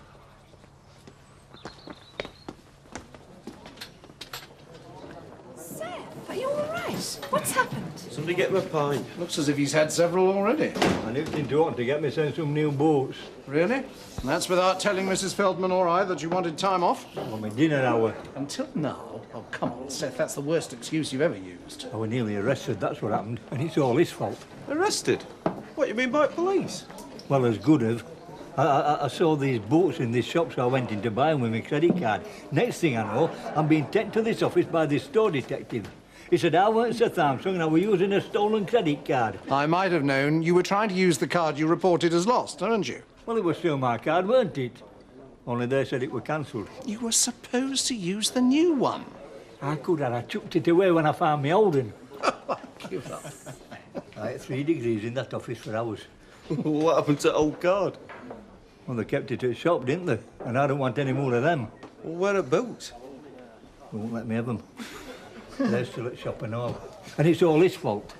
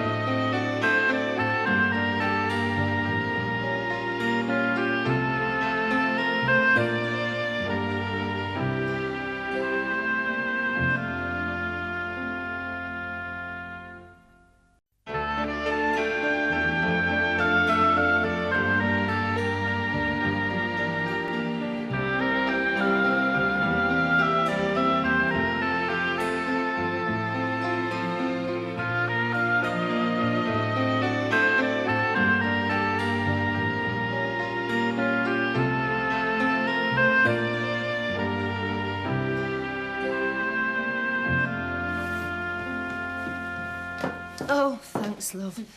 Listen, you will ring me if Archie has any problems looking after Alice, won't you? Promise I'll keep an eye on them, but I know it's going to work out. I know, but if it doesn't, I want to know. I'll find some way to come back. I've told you, Mum, don't worry. You've enough to think about with Gran. Yeah. Anyway, I'm going to call in at Demdike on my way. Were you cold this morning? Not especially, why? Well, the fire was on. Morning. All set, Caroline? Just about, Chris. Chris, did you leave the fire on when you came to bed last night? No, I came up before Alex. I asked him to switch it off. Switch what off? The gas fire, and you didn't. Well, sorry. Could have sworn I did. I must go now. All right, bye-bye. Bye. Just put it on the ring. I'd better go too if I want to catch Nick before he goes to work. Thanks for having me, love. You know you can come any time, Mum. Give my love to Gran, won't you? I will. Thanks, Chris. You're welcome. Thank you. Let me check your bag. Oh, cheers. Leave that, Ma, I'll do it. Oh, it's done now. You want the cornflakes? I've got them. Morning, all. Hello. I didn't know you were back. No, I didn't get back until late last night. Late enough for Michael to sleep over this morning, eh? I'm sorry, Jack. I didn't realise. We must have got talking and not noticed the time. Yeah, well, just remember, it makes me late for breakfast as well. Where's Sarah? She's taken Robert to school. She wants to see him settled. Settled? Why? No, he's not been sleeping properly since that business with the Tate's ponies. I know, but I thought it'd have blown over by now. Well, Frank Tate might want it to, but it's not done with for me, not while he's still laying the blame on Robert. Right, that's the whistle all done. We'll have to move that muck pile, though, Jack. Yeah, I thought we'd do it this afternoon. You won't forget you're taking me to Leeds this afternoon to catch my train. No, Ma. You going on another trip, Annie? Just to London to see my friends. The train goes at 3. I'll get you there in plenty of time. Ma's become a right jet-setter, Rachel. Always off to see her new friends. I'd hardly call British Rail jet-setting. Anyway, why shouldn't I go and see my friend? No reason, Ma. No reason at all. Only me. Hello, my darling. Morning, Gran. Morning, Archie. Oh, am I going to miss you? Is Nick here? No, he missed him by 5 minutes. He's gone off to work. We're just getting ready to go to the swimming bath in Otter. They've got a water babies group. The swimming baths? Yeah. Are you sure that's a good idea, Archie? Yeah, I think she'll like it. Do you think she's big enough for the swimming baths? Well, according to books that I've been reading, it's good to get children started early in the water. That way they're not frightened of it. And it's a lot safer if they can swim, you know. Most important thing is to get some water wings. And have you? No, but they should have some at Bath there. Are you sure you're going to manage her on your own, Archie? Well, it's bound to be a bit awkward at first, isn't it? Until we find our way around. I didn't really mean finding your way around. It's a big responsibility looking after a child. Yeah, I know that, but you trust me. There's no way I'd let anything happen to her. No, I'm sure you wouldn't. Anyway, life's like that, isn't it? First time you try something new, it's always terrifying. Whoa! We'll get the hang of it, though. Together. Put your arm in. Put your arm in. Do you still want to sell your share, then? Well, I don't know. I mean, I quite like the idea of being mobile. Even if it is only when the car's here and not in Leeds. What do you mean, mobile? You haven't even passed your driving test yet. Anyway, you wanted to sell your share a little while back. Yeah, I know. But it depends. On what? Depends on how much you're willing to offer me. I mean, it's worth at least 1,200 quid. Oh, I don't know about that. Well, come on then, what are you willing to offer? 200. 200? It should be at least 6. All right, then. 250. Well, that's all my savings. Whatever happened to brotherly love? This is business. 250, that's my final offer. All right, then, done. And I think I have been. Never mind, at least you can afford to drown your sorrows. Trouble? No, I just bought Mark's half of the car. Yeah, for what it's worth. Oh, go on, you're supposed to be doing your revising. Yeah, all right. See ya. Not bad, eh? 250 quid. Mind you, it's all my savings. What are you going to do for money now if you need it? I don't know, I thought I'd go and see Alan Turner about a job at the Woolpack. I'd be able to work weekends and all the way through the summer holidays. That won't leave much time for us to be together. I'll be able to see you during the day. Yeah, I suppose so. And I'm sure I'll be able to get an evening off once in a while. I'll hold you to that. Hello, love. Hi, Mum. What are you doing here? Thought you were going back to Scarborough. I wanted to say goodbye. I'd have been here sooner, but Kim insisted I went in for a cup of coffee. She says everything seems to have settled more now. What, at the holiday village? No, with you. Yeah, it has. Everything's fine, Mum. Called in at Demdike earlier. Did you see Alice? Yeah, Archie was just going to take her swimming. Did you know about that?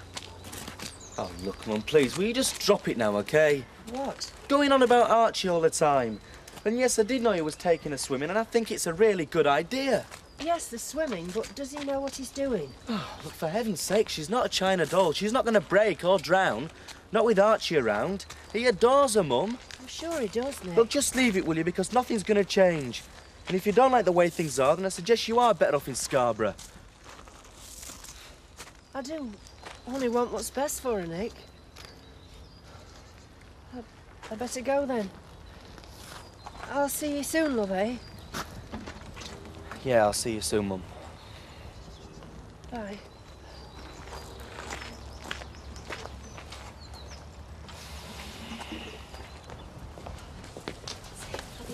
Hi, Seth. Have you paid cash for them things? Sorry?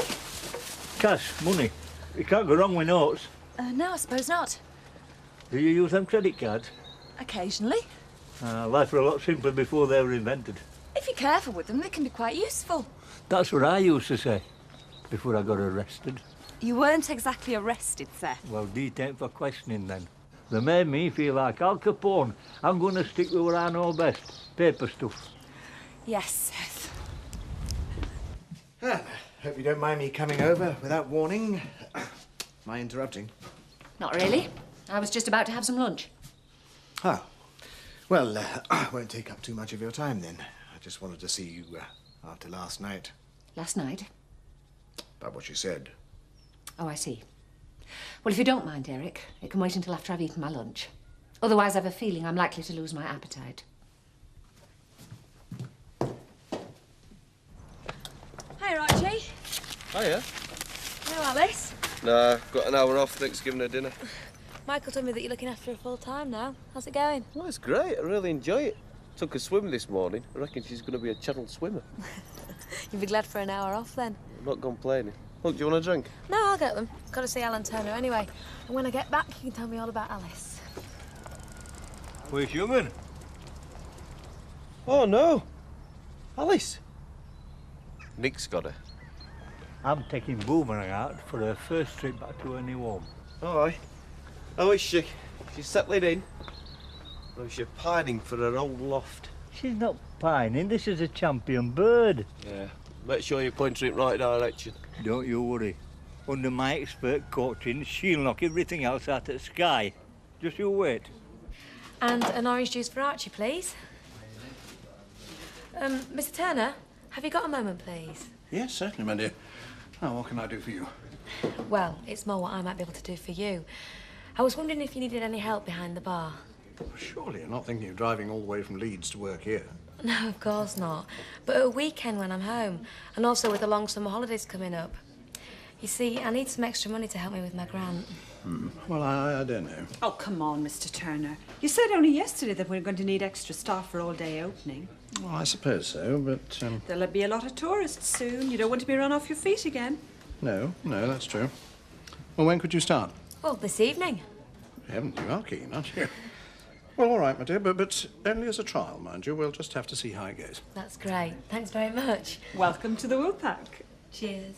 I don't know where to begin. I'm not very good at this sort of thing. Well, I always try and say what I mean, Eric. I believe in honesty. So you meant what you said about us having to re-examine our relationship? Yes, I did. For a long time now, I've refused to listen to people when they tried to warn me about you. I've put up with a lot of things because I believed in you. And you've let me down. Well, I didn't mean to. No, to be fair, I don't think you did, Eric. But that's because we see things differently. And right now, I'm wondering if we aren't just incompatible. Well, how can you say that? I'm a changed man. I'm not the same person as I was before I knew you. And I can go on changing because I have somebody to change for. Can you? Is it really as simple and as easy as that? Elizabeth, what do you want from me? What can I do? I don't know. But it's for you to do, Eric. I really do think that. And if we're to carry on seeing each other, it's you who has to make the fresh start.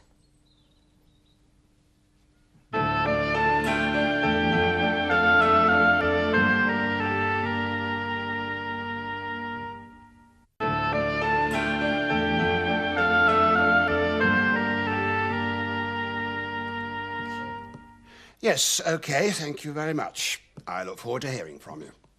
Goodbye. I know that look. What's the matter? How long ago was it that we arranged the Lady Mayor of Hotton to open the holiday village? Well, ages. Oh, don't say she can't do it. Apparently she's double booked. It's a choice between a cardboard box factory and us. And?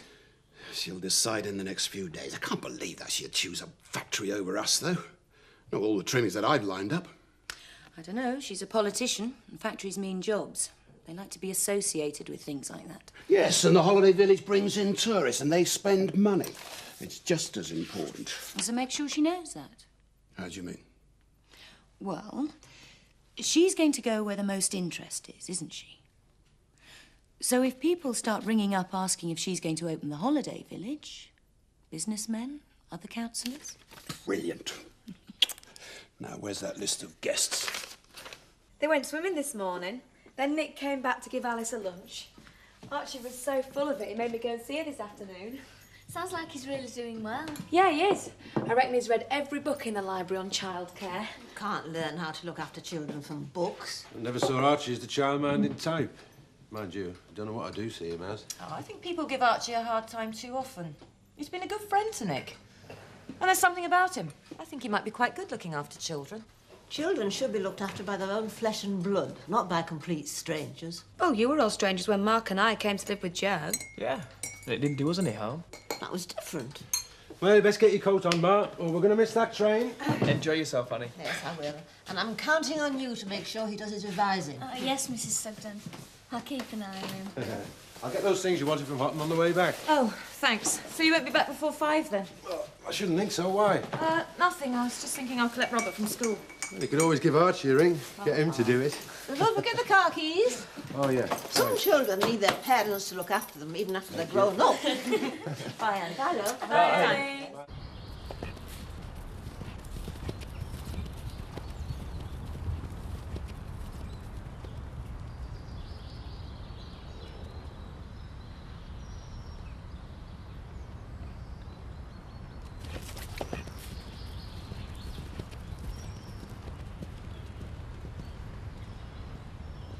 Hi.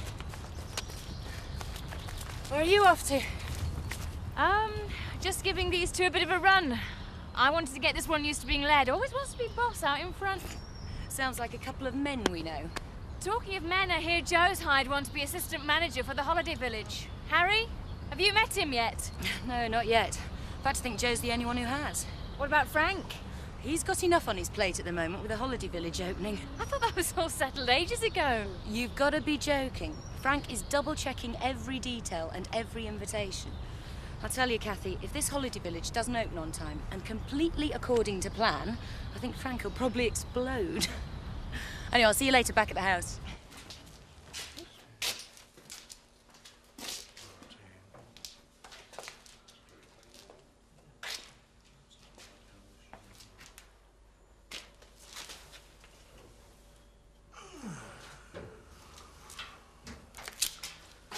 Tommy, this one's for me. Stick it in the back, will you? Right.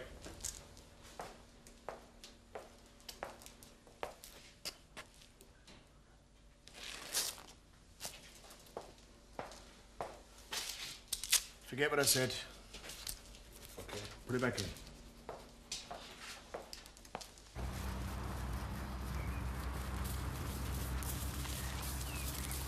There we go. Well done, Robert.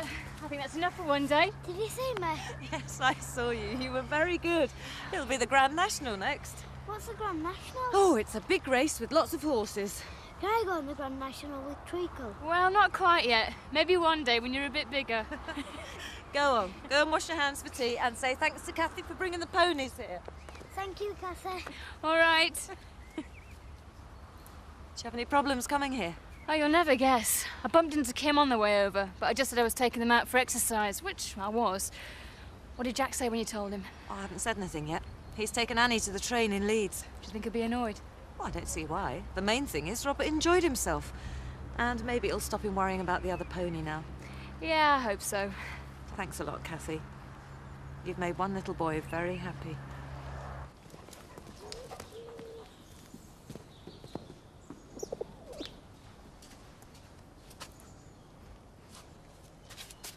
Now then, young man, have you seen out of a pigeon around here? A bird? Archie's bird. The flipping thing. Hello, Seth. What are you doing out here? If you're looking for Archie, he's still over at Nick's. I'm not. Not yet, anyway. You've not seen out a boomerang, have you? Boomerang? No, I thought you were looking after her now. I am, but I let her out for a fly at dinner time and she ain't come back. I wondered if she'd come up here. She's not round here. I would have known. Would you? How? She had a habit of dropping things on the washing. Oh. How am I going to tell Archie? He loves that bird. It's like a pet to him. I wouldn't worry. She's bound to turn up. Just tell Meg to do some washing tomorrow. What does her signal like? As target practice. But you think they'd get something as simple as a diary of engagement sorted out, wouldn't you? I let her know in plenty of time. That's bureaucracy for you. Listen, have you talked to the Houghton Courier? They're covering it for you, aren't they? They better. The amount of advertising we've just placed with them, they can't afford not to. So the Lady Mayor gets a picture in the paper if she opens the village, as well as champagne and all the trimmings. I know which I choose to do. It'd be just how lucky if Lady Mayor turned out to be a connoisseur of cardboard boxes. When will you know? Not before tomorrow. I don't know, Chris. I'm beginning to think the Holiday Village project is destined not to run smoothly, especially where openings are concerned. How do you mean? You don't think Charlie Aindale's got anything to do with this? I don't see how. Yeah, it'd be just like him to try and put a spanner in the works again. Hey, the answer's not out there, you know. Come on, then. Tell me something about classical antiquity and its influence on the Italian Renaissance. Well, it all happened a long, long time ago. Right, I'm off to work. When you see Michael, will you tell him I'll see him at the Woolpat later? We might be down ourselves in a bit. Oh, well, if you don't see him, will you leave him a note? I better get off, otherwise I'm going to be late for my first night. See you. Well, let's pack this in. We can afford to go out into town this weekend. Now Rachel's bought my half of the car. We could go into Hotton, go to the pictures, get a meal. What about this? You've got the external examiner coming in for your arts project next week. You're just not taking it seriously, are you? I am taking it seriously. Well, you don't show it. I'm just quietly confident, that's all. Come on, what about going out? Mark, we've got to work. You're getting to be really boring about these exams. You've got to have a bit of fun too, you know. I might be boring, but you're not doing enough work. I don't care how confident you are. Do you know how long we've got left? Yeah, I know. Well then.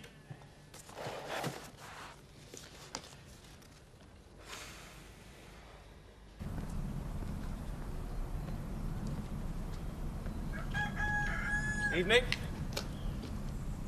Do you have to shout at people like that? What am I supposed to be looking for? UFOs? I've lost my pigeon. She flew off at dinner time, she never come back. What's she called? What's that got to do with all pigeons act like dogs? Boomerang. Well, that's rather unfortunate. All right, don't mention a note to him. I don't want him telling Archie. What's up? Oh, we were just looking for... UFOs. He's a UFO spotter. He's into them cone circles, aren't you? Oh. Well, you won't find any Martians round here. It's overpopulated, and it's too early for corn. Mad? You're all mad in this village. There you are. That's everything on the list. Great. Annie get off all right? Yeah, she had a seat booked, magazines to read, everything sorted out. I think she went up and down to London every week. Since that holiday in Spain, I tell you, Jack, she's almost like a different person. Dad, show you a picture. Have you, son? Let's have a look. Hey, what's this? Man on a horse, a cowboy. No, that's me. I went riding today. Did you? Where? Here, Kath brought me a pony to ride. Not to keep, though. I see. Robert, why don't you go and draw Cathy a picture to say thank you? OK. Now, before you say anything, Jack, it had nothing to do with Frank Tate. Cathy brought the pony up here because she didn't want Robert to miss out on his riding lessons. So you cooked it up between you? Well, we just didn't think it was fair on Robert not to be able to ride. Thanks. It was a good thing to do for him. It hasn't changed anything as far as Frank Tate's concerned, though. Oh, can't we just let it lie now? Let it lie? After what him and Joe have said?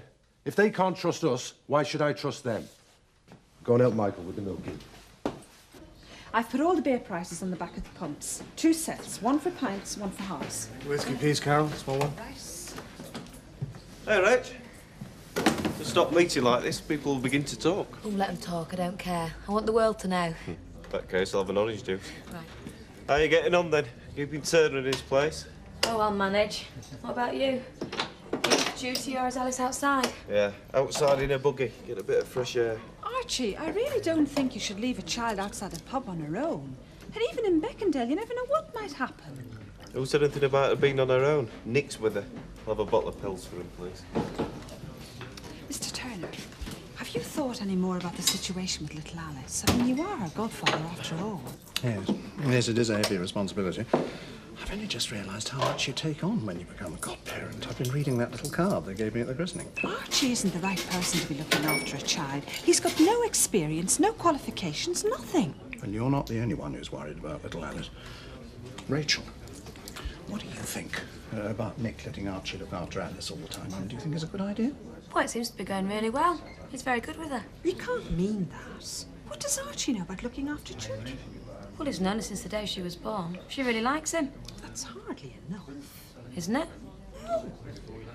Well, I'm sorry, but do you really want to know what I think? I think as long as Alice is happy and safe, no one else should interfere. Cheers, Rach. Bottle of pills coming up, Alice?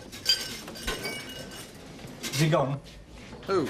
Archie, has he gone? Yes, of course he's gone. What are you creeping about for? What are you up to now? It's a long story, Mr. Turner. It's about Archie's pigeon, Boomerang. Really? I don't think I want to hear a shaggy pigeon story now. You keep out of my way. All right. Give us a pint, Rachel. Well, I'm parched. Eric, would you mind if I sat down? Oh, help yourself, old boy. What's up? Eric, have you ever been a godparent? Not that I know of. Wouldn't know where to start. Why? Well, you know I'm little Alice's godfather. Now, that means I'm responsible for overseeing her well-being and making sure that she's brought up and looked after properly. But not changing the nappies. Very smart, old boy. No, Eric, I'm being serious. You see, I'm very concerned that Nick is allowing Archie to look after her, but I'm not sure whether that gives me the right to say anything. You spoken to Elizabeth about this? Well, no. As her grandmother, I don't think she'd be objective. But you see, I made a solemn promise to do the very best I could for Alice. And I don't know if that gives me the right to interfere when other people seem to think it's perfectly all right. Sorry, old boy, I can't help. Looks to me, whatever you do, somebody's going to think you're doing it wrong. Yes, well, I'm used to that. Well, perhaps you should let your conscience decide. Yes. Yes, I think you're right. But I'm not going to stand aside. I've got to think of Alice.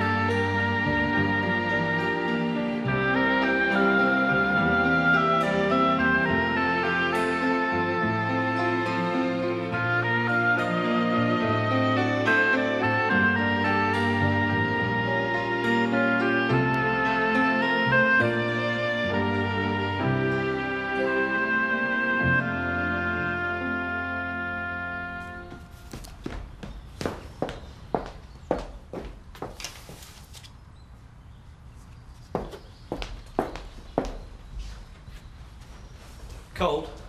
No, it was blazing away when I came down. Did you leave it on last night? Don't think so. It was off when we went up. Must have been Alex again. Coffee? Yes, please. Who are you writing to? Mum, a progress report. Eh? Archie and Alice. She asked me to keep tabs on them. Oh, I hope that doesn't mean another dawn swoop from Scara's on the cards. We've only just got rid of her. Hey, that's my mother you're talking about. Anyway, I'm writing to tell her everything seems fine, so she's no need to worry. Right. I've left some money on the side, Archie. Need some more nappies. Get another pack, will you? Yeah, right. I'm going to take it to the toy library, not on this morning. Look out for some hand-eye coordination toys. It's very important at this stage. Well, I should change it first if I was you. She had a concentrated look on her face a while back. Right then. Bye, darling. Oh, I think she needs to change now. Yeah. Come on, Alice.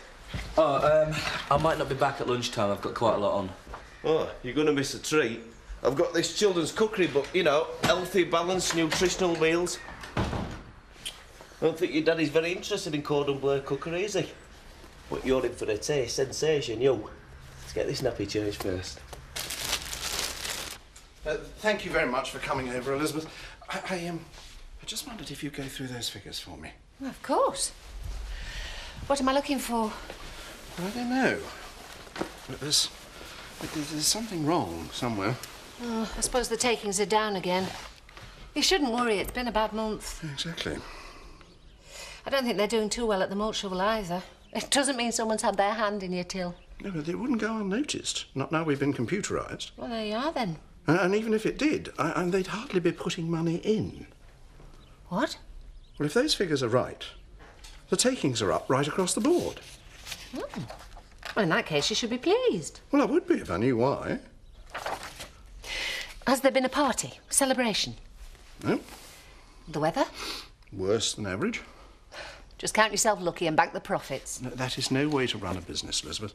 And do you imagine Marks and Spencer's started making money by accident? I didn't realise they'd ever run a pub. Now, I'm talking about planning. Now, following market trends. And the key is in those figures somewhere. Usual crowd, wrong month, wrong weather. Where did we go right? Well, that should put a mind at rest. Wouldn't count on it. Well, for the moment, anyway. Right, I'm off to Emmerdale. Giving Robert a riding lesson. Dad won't like it. If he finds out, I think it's childish. If he and Jack want to turn it into the gunfight at the OK Corral, that's their business. As far as I'm concerned, it's all over. You left the fire on again. No, I didn't. Well, it was blazing away when I came down, and Chris is sure it wasn't him, so either we've got fairies at the bottom of our grate, or it's down to you. Not guilty. I'm absolutely sure this time. Well, I mean, maybe you've got something wrong with it. A wonky valve or something. You want to get it checked. OK, I'll call the fitter. See you later. See you. I'll have to do it from work, though. You don't mind doing the washing up again, do you, Alex? Look on it as your penance for leaving the fire. I did not leave the fire on. It's going to be a real treat for you, this, Alice. A milestone in your short gastronomic life.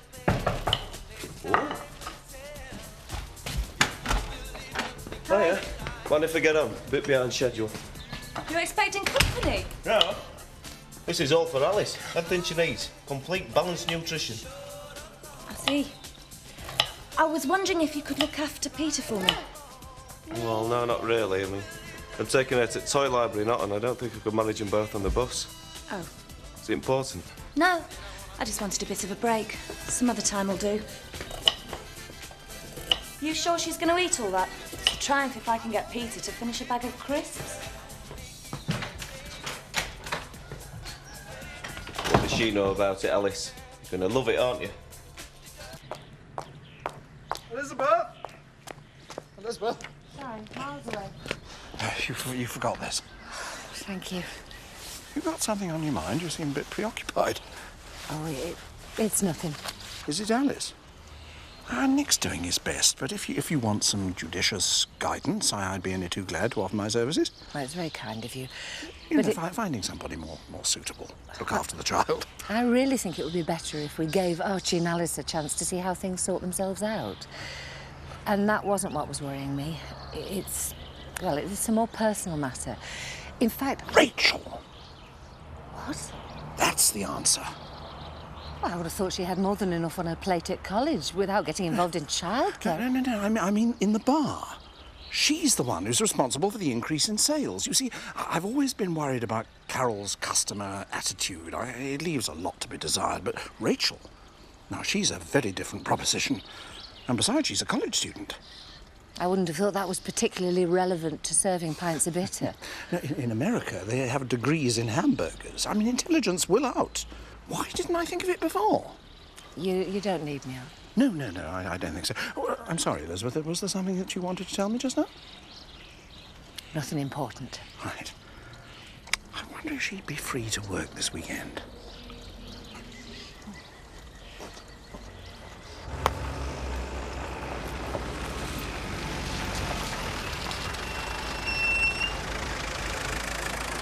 Hi. Giving Robert another lesson? Yeah. Where are you off to? Dunno. I was planning to play hooky, but Archie's too busy to look after Peter. It doesn't fit in with Alice's social diary. Taking it all very seriously, isn't he? Yeah, a bit too seriously, if you ask me. I can always get that girl from Rubblesfield if I'm desperate. But Archie owes me. I mean, I'm the one giving him the roof over his head. Things will settle down once the novelty's worn off. Mind you, it must be strange not having him around the house all day. Certainly quieter.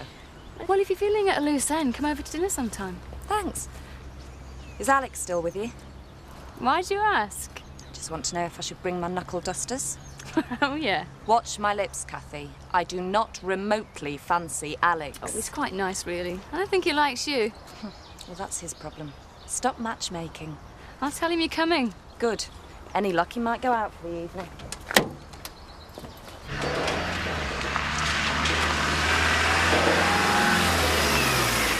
Nick.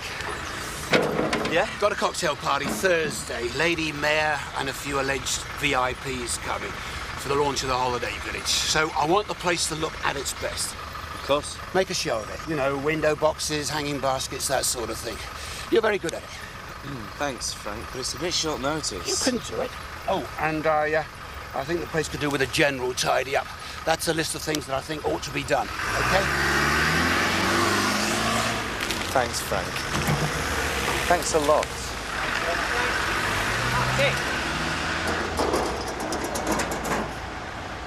Yeah. You noticed the holiday village opening on Thursday? Yeah, Frank's just reminded me.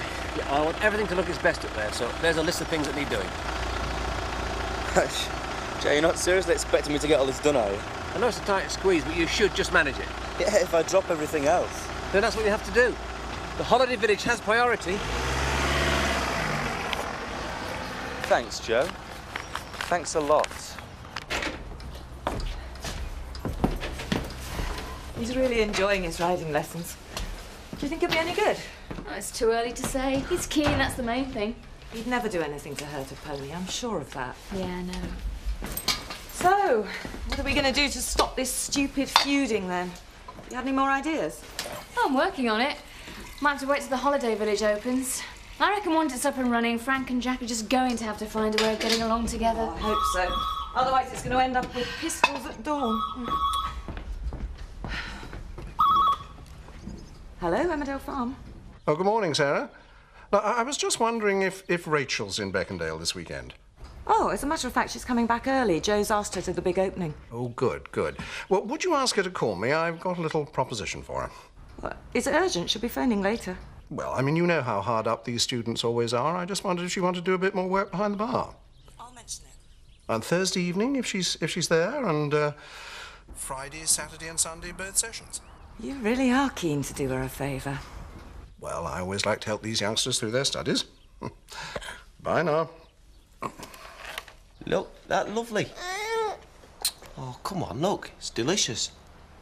Mmm. Nice. Come on now, just have a little bit.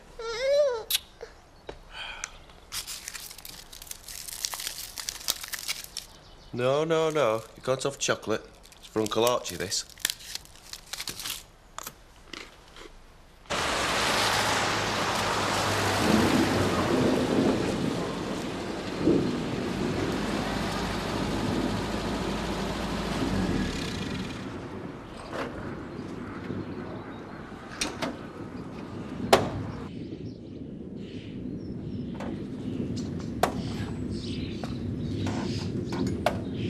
Catch it!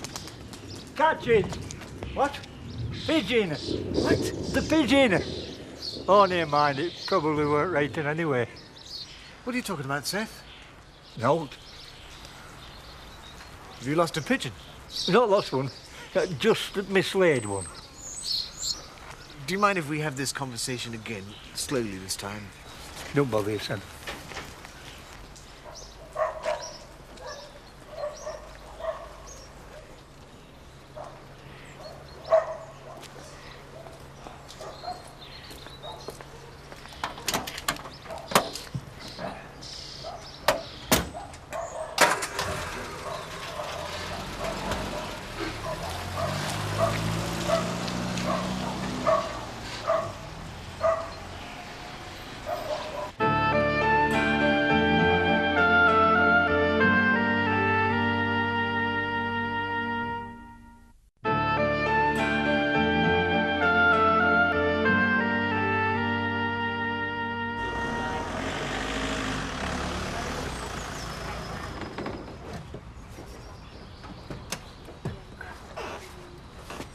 Hi, Lynn. Been stood up? Not really. My fella's fast asleep. Not that I'm complaining. He's only got two settings, frenetic or snoring, and I intend making the most of this one. Oh, bad day, eh? I was expecting a child-free morning, but Archie let me down. So instead of playing hooky, I ended up... Holding the baby again? Better believe it. Let me buy you a drink. Cheer yourself up. That's the best offer I've had all day. Mind you, it's bound to start the Beckindale tongues wagging. I'll risk it if you will. Come on. Just try a little bit, Alice. It's delicious. Just a little bit. Look. Mmm. You don't know what you're missing, Alice. This is great. Look. Mmm. Yum, yum. Oh. All right. Don't tell anybody Uncle Archie's giving you chocolate. We won't be friends. You're right, Jack. Last thing I need is a load of Frank Tate's noisy trippers round that game farm while my birds are sitting. No, it's a shame some people can't seem to see it. Had to chase a whole bunch on them away other week. Yeah, as if we've got nothing better to do with our time. Tried to give them a lecture on country code, but it was no good. They weren't interested. Well, they wouldn't be. They were on their holidays. All they could talk about were Cathy and her flaming ponies. When was this? The day Cathy's ponies got out? I just said so, didn't I? Well, you better tell me a bit more about it. Well, I spoke to Rachel this morning. She said she'd be happy to work the bar again. Oh, jolly good. Well, for you, maybe, but I'm not too keen on the idea. Joe, I think you ought to listen to this. It's time somebody were interested. I think Frank Tate ought to hear about it and all. Tell me another time. I've got a drink waiting. I was wondering if I could work the odd session with her. At least that way we get to see each other a bit. I'm afraid I don't have any more vacancies. But if you do have all that spare time on your hands, I suggest you see your mother more often. She was quite upset this morning. Have you found your head bottle washer or whatever it was you were looking for? Yep. And someone to run the shop, so that's one less thing to worry about. I'm glad to hear it. I'm sorry I let you down, Joe. Well, worked out all right in the end.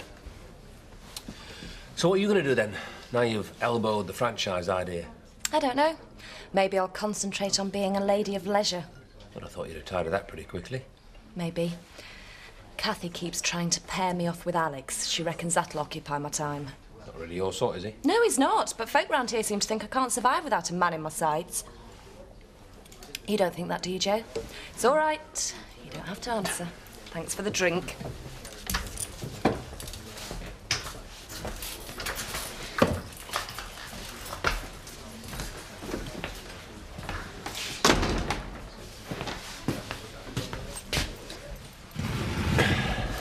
Surprised you two have got so much to talk about. Just passing the time of day. So come on, what's in your mind? Seth had to chase a whole bunch of tourists off the game farm the day Cathy's ponies got out. You're not still on about that, are you? You bet I am. All the time Frank Tate's been blaming Robert, the real culprits were brought here by him. We don't know that. It all fits, though, doesn't it? Maybe. Look, Robert's country bred. He's had shutting gates drummed into him since the day he was born. Now, which do you think is the most likely? Him or a pack of townies? Yeah, there's a possibility. I'll grant you that. A lot more than that, I'd say. All the time Frank Tate's been banging on about how it had to be Robert. There wasn't anyone else there. Well, now you can tell him he was wrong. You're not going to let up until I do tell him, are you? Look, I've got a whole load of manure. I just might have to cart through Beckindale. Now, you know how those things can scatter stuff around. Be a shame to spoil the holiday village opening. All right. All right, Jack. I'll talk to him. Thanks, Joe. I knew you'd see things my way.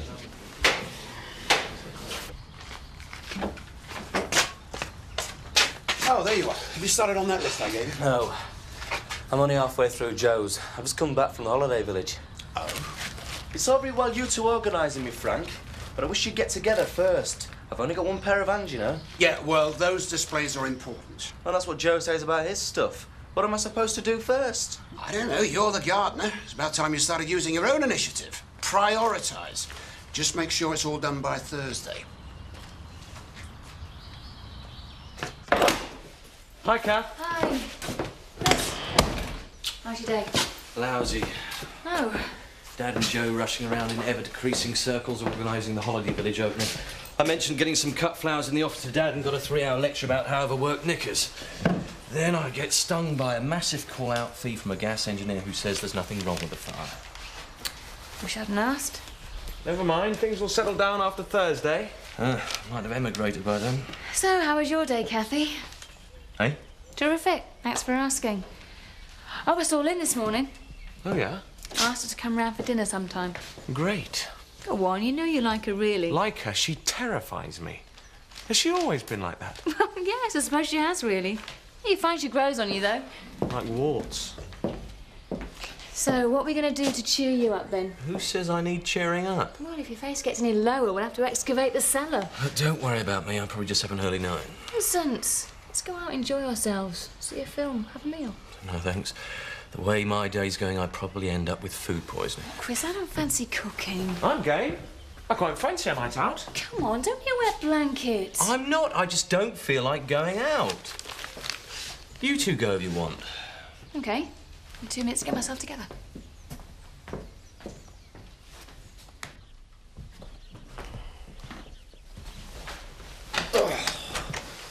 What happened to you?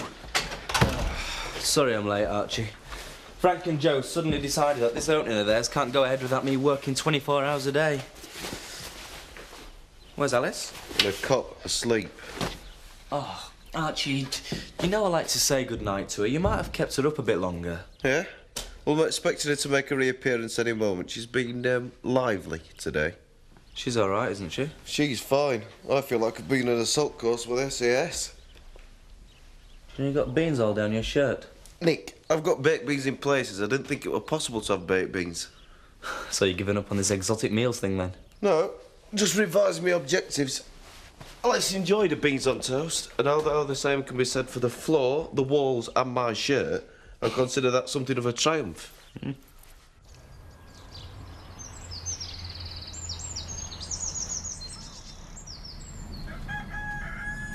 Mum? What are you doing here? I just felt like a walk. My legs carried me here. I used to love swings when I was a lass. You're not worried about Alice, are you? No. Why? Well, there's a lot of talk in the village. There's always talk in the village. Yeah, maybe, but it's a pretty unusual arrangement. It's not surprising some people don't think it's such a good idea. It's none of their business. And you shouldn't bother so much about idle gossip. Look, it's Alice I'm thinking about. I am her uncle. I am entitled to be concerned about the way she's brought up. Yes, of course. But I'm sorry. I didn't mean... Had a lot on my mind lately. Yeah, I've noticed. You gonna tell me about it?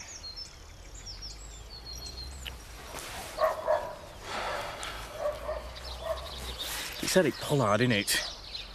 I saw him hanging around the cottage earlier. What's he after? I wouldn't know.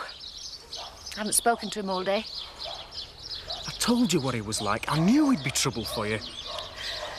It's not as simple as that, Michael. But he's the one that's upsetting you. Yes. Well, what's he doing?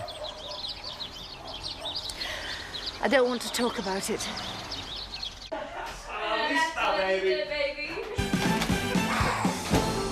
Hi, Chris. You should have come, Chris. It's a brilliant film. You'd love this. There was this bit. I do not want a blow-by-blow account, maybe. I might want to go and see it myself sometime. Well, let us know if you're going, because Kathy and I want to see it again. It was that good. Chris, you're not eating the ham, are you? That was the general idea, yes. Sorry, love. It's past its sell-by date. I meant to clear the fridge out, but I never got round to it. Sorry. Oh, I'm going to bed. Well, look on the bright side. If it does give you food poisoning, that'll be a good excuse for staying off until Friday. And then you won't have to listen to Frank and Joe going on about the opening.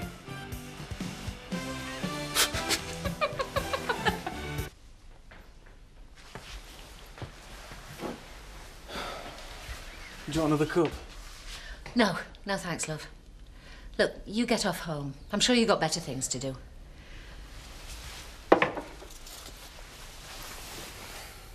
Look, I really don't like seeing you like this, Mum.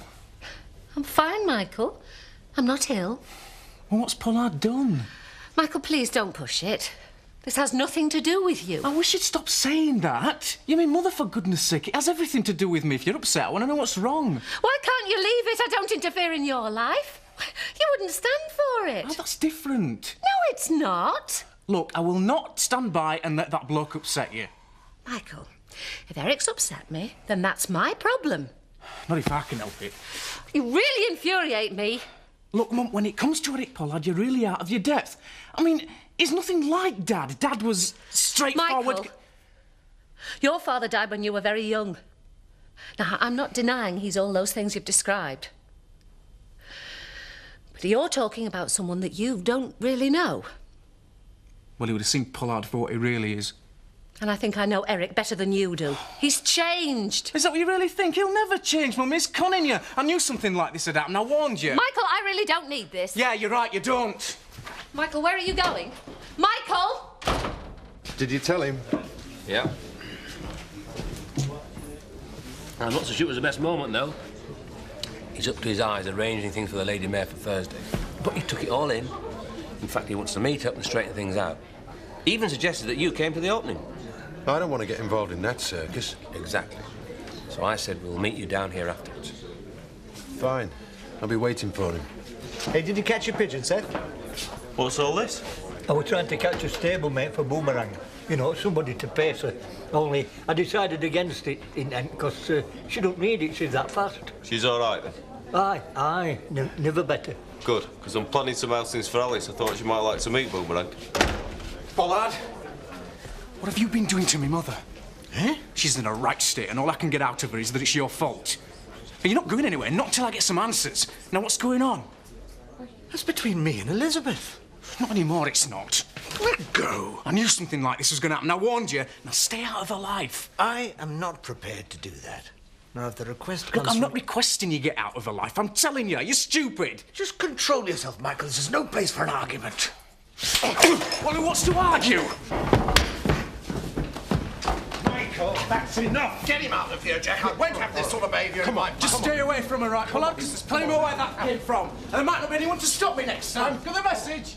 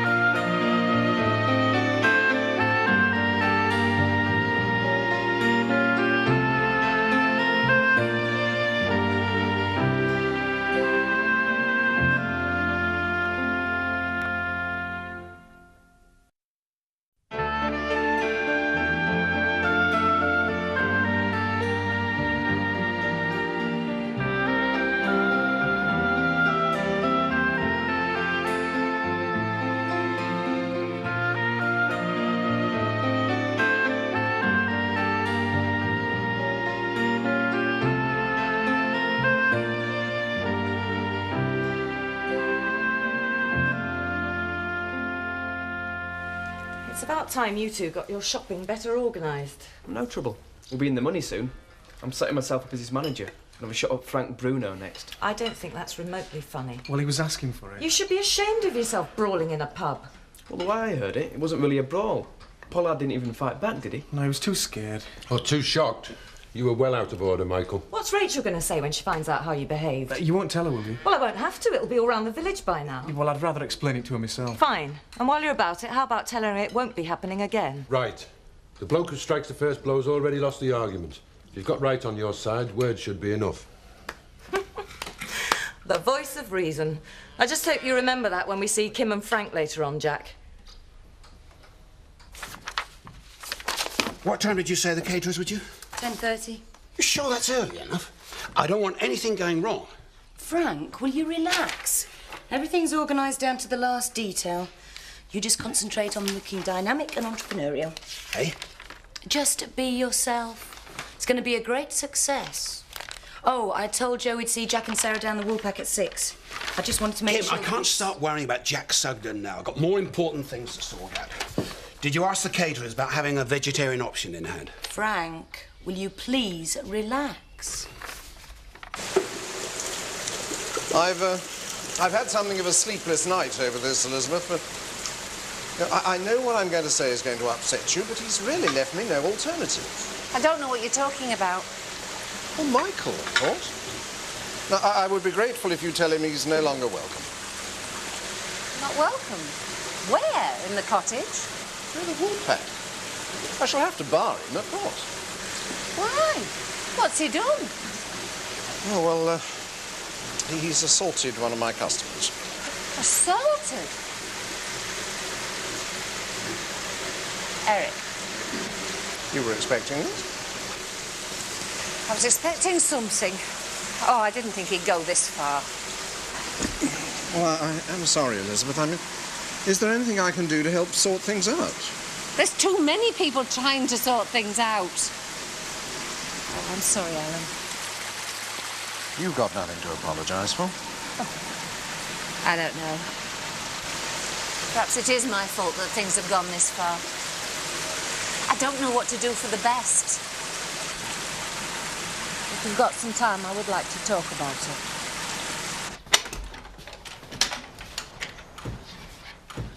Oh, thank goodness you're here.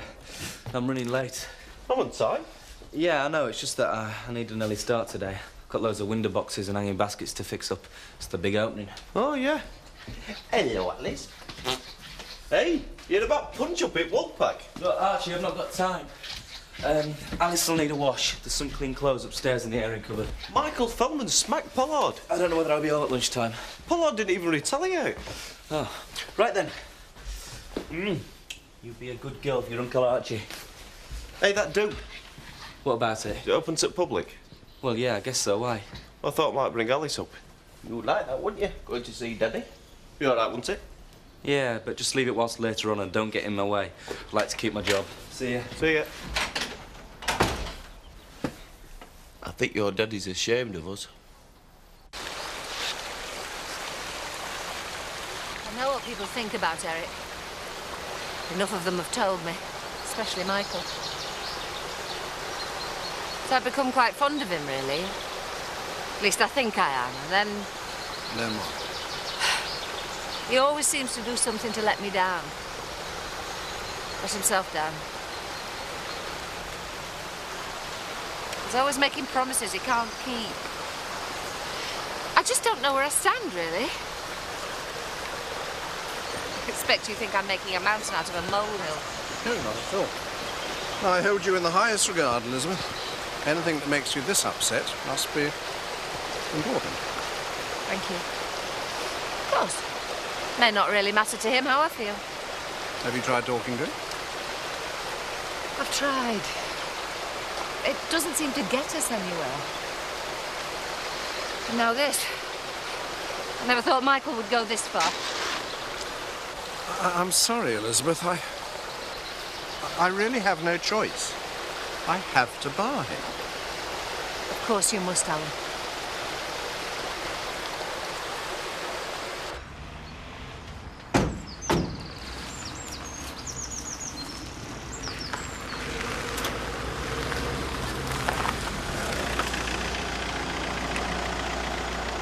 That looks very nice, Nick. Yeah, it's all right, doesn't it? Now, can you check the stuff by the main gate when you've done? I'll be back in half an hour if you need anything.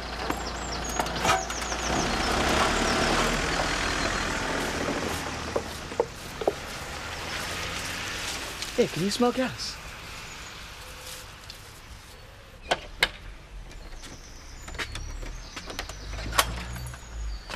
I thought I'd better have a word. It was a bit of a night, wasn't it? That is an understatement. Yeah, well, what can I say? Have you any idea what this is doing to your mother? I won't have Pollard upsetting her. But it's all right if you do. I suggest that in the future you think of her before you start behaving like a lager lout. Oh, that's not fair. Isn't it? I also suggest that you leave now. What? You're barred until further notice. Are you joking? Don't even try and set foot in this establishment.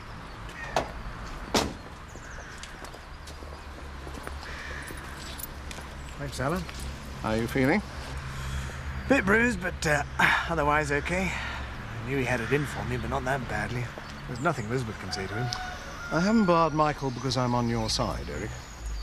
I'm just concerned about Elizabeth. Well, so am I. You have a very strange way of showing it. Yes, well, we've not been seeing eye to eye lately. It's probably my fault. I don't doubt that. Well, it's not been easy. A few financial problems. If you think Elizabeth is concerned about your money, then you don't know her very well. Well, I didn't mean... No, I just never seem to say the right thing. Perhaps you're trying too hard. What? To say the right thing. I think Elizabeth would prefer it if you spoke the truth. Just for once. Well, how long are they going to be? They said they'd be here as soon as possible. But everyone's going to be turning up for the opening here in a few hours. You should have asked me or Frank before ringing a gas board. Oh, come on, Joe. You'd have just phoned them yourself. And anyway, Frank keeps going on at me saying I should use my own initiative. But he's going to go spare. You know what they're like with gas leaks? There'll be pneumatic drills, vans, sniffer devices. Going to create a right impression, isn't it? All right, well, what do you suggest we do? Ignore it? Because all it needs is one person to throw away a lit cigarette and the opening really would go with a bang. Yeah, you're right. I'm sorry, Nick. You did the right thing. Well, I best go and find Frank. Let him know what's in store. He ain't going to be happy. You idiot. Everyone's going on as if it was my fault. What about Pollard? None of this would have happened if you hadn't upset Mum. Rubbish. I mean, how stupid can you get thumping him? OK, so I shouldn't have hit him. You could give me a bit of support, though. You can't work for Turner, not after he's barred me. I don't see why not. Well, it makes it look like you're taking his side. I think he's done the right thing, barring you. What? Come on, Mark, we don't want to miss the grand opening. And I'm sure Michael and his mum have got a lot to talk about anyway.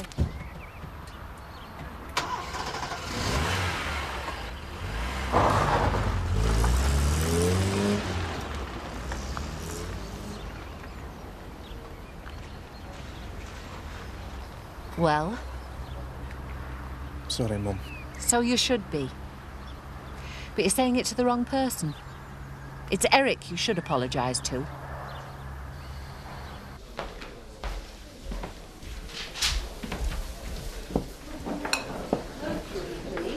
They've worked very hard on this. Satisfied? Not bad at all.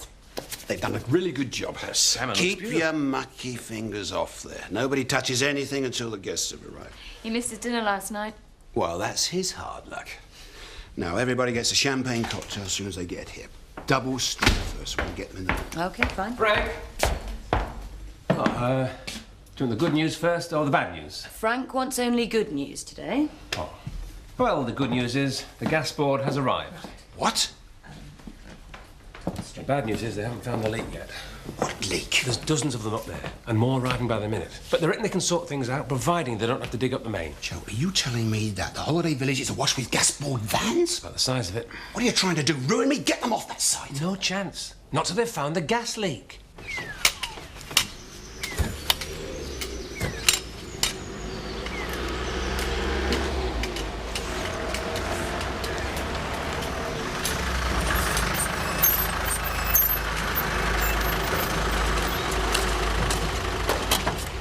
Nick, we called the van in. What's up?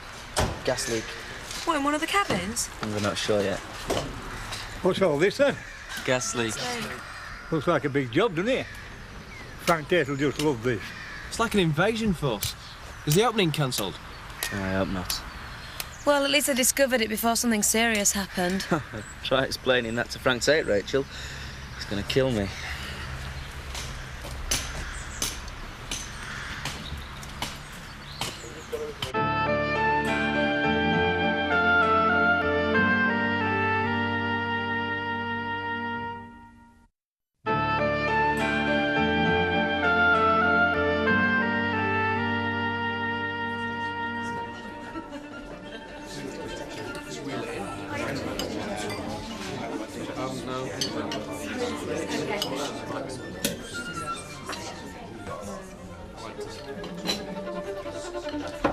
Looks like they're running out of champagne.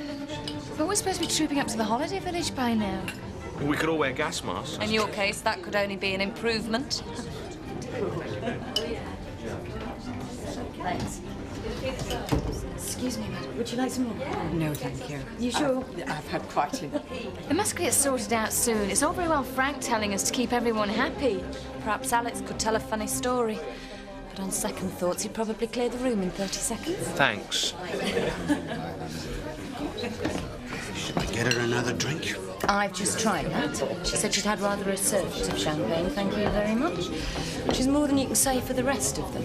This is ridiculous. What a shambles. Frank! Frank! I found the leak. Oh, thank goodness for that. It's in one of the chalets, so there's no need to dig up the main. They'll be done in about half an hour. Half an hour? They'll be under the table by then. I doubt it. We're nearly out of champagne. Nick, go and get a few more bottles. Just get sparkling white. They won't notice the difference. I can't tell you how sorry I am about what happened. I've had a word with Michael. I hope he's going to apologise to you personally. Well, that's up to him. But that's not what I came about. I've been thinking a great deal about our conversation the other day. So have I. I meant what I said. And I do agree we should have a fresh start. But first, I owe you a fuller account of my circumstances. I see.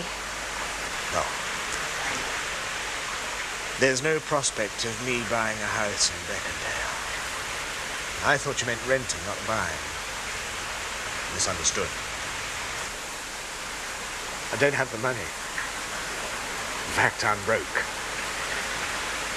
I'm sorry, I should have told you before. I don't suppose you have much faith in my promises from now on, but... Do you blame me? No. No, of course not. I would like to have marked our fresh start by taking you out to dinner, but I can't even afford to do that at the moment. There's no need. I could cook something for you. It wouldn't be anything lavish, of course, but... I'd understand if you said no, eh? I'd love you to come and cook for me, Eric.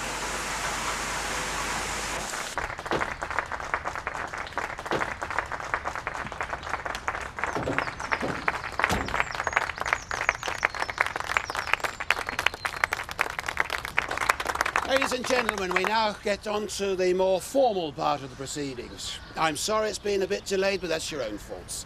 You're all enjoying yourselves so much at home, Farm, I thought we'd never get you out.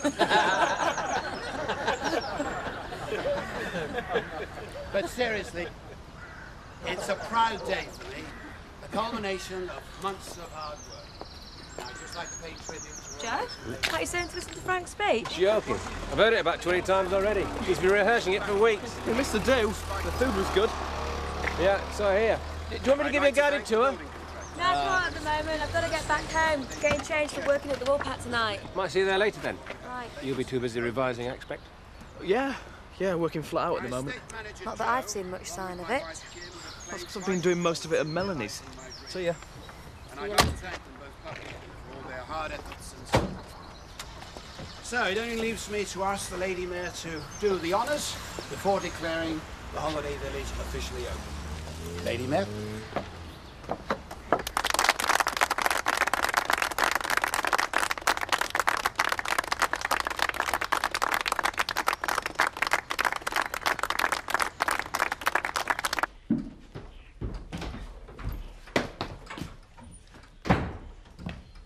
I thought you were going to change. I have. It's Tate we're going to see, not royalty. That's not exactly a helpful attitude. If anyone's got an attitude problem, it's him. We're going to the Woolpack to bury the hatchet, preferably not in Frank Tate's head. Well, that's up to him. If he makes a proper apology, that's an end to it. Will you be all right looking after Robert? It's not as if I could go to the Woolpack anyway. Yeah, well, you've only got yourself to blame. I think I've had enough lectures for one day, don't you? Right, we won't be long. Be a good boy for Michael. OK. I think Tate should apologise to Robert and all. Come on, Jack. Don't worry, son. We'll get it all set straight. I'll see you later. I do realise the situation with Michael must have made things a little awkward for you. No, it doesn't. If he wants to behave like an idiot, it's his problem. Nothing to do with me. Anyway, I'm very grateful that you decided to come in anyway. Oh, good evening. Hi. Grapefruit juice and a vodka and orange? Right, I'll bring them straight over. Thank you. How did you know that? What? The drinks. Oh, they were in last week. They always have the same. It's a little game I play. Stops me from getting bored. Don't worry. Customers love it.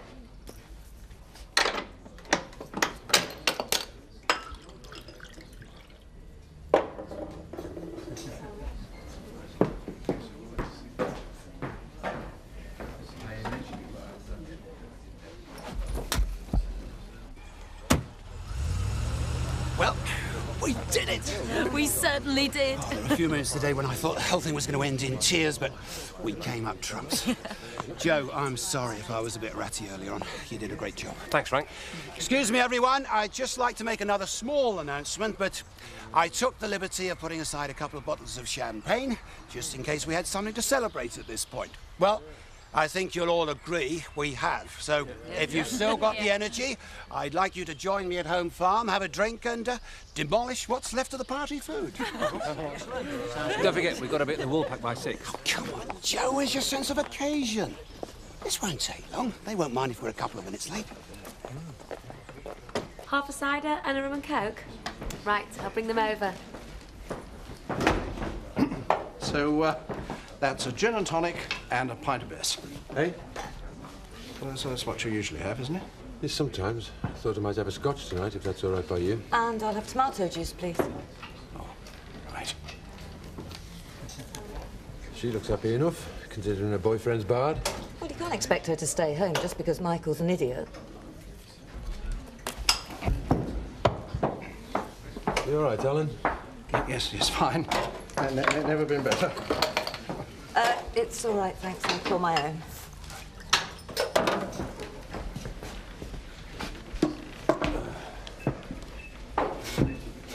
They're late.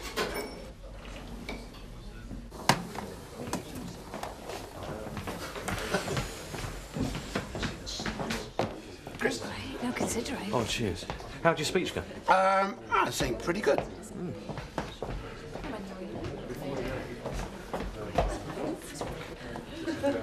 Taking this for Alice. Actually, you sure you should be feeding her cake? Well, she'll like it. Maybe, but if you give her that balanced diet of yours is going to be straight out the window. One bit of cake's not going to hurt her. She has too much sugar. I'll never get her to sleep tonight. Yeah, she has been a bit lively. I'm going to take her up to Sess and see Boomerang later. Oh, look, not tonight. Seth was saying earlier on that he's going to give her another test flight. He's always taking her on test flights. She'll die of exhaustion. I'm sure he knows what he's doing. Yeah, well, let's just say I have my doubts about that. Oh, hiya, Frank. I was just saying to Nick here what a lovely spread you put on, weren't I, Nick? Oh, yeah. And taking some of this for Alice, like. Waste not, want not. Hey, Archie, no, you go ahead. It's done its job now. You're very welcome.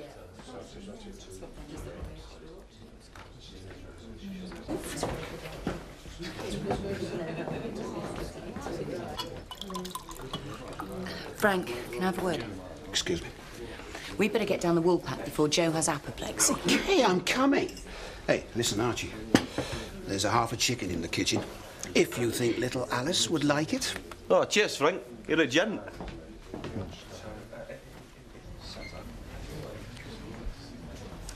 You've probably been held up with the opening. We'll give them 5 more minutes and then we're off. It's all right, sir. I've already got one in. Thank you. Everything all right? Yeah, I love it when it's busy. Well, you're really doing this quite well. In fact, with a little tuition from me, you could become an excellent barmaid. I hadn't really thought of it as a career. No, quite, but you're always welcome to do the odd shift. Particularly now that I'm so short-staffed. Shall I pencil you in for weekend? Yeah, sure. We'll see how it goes. Here you go, sir.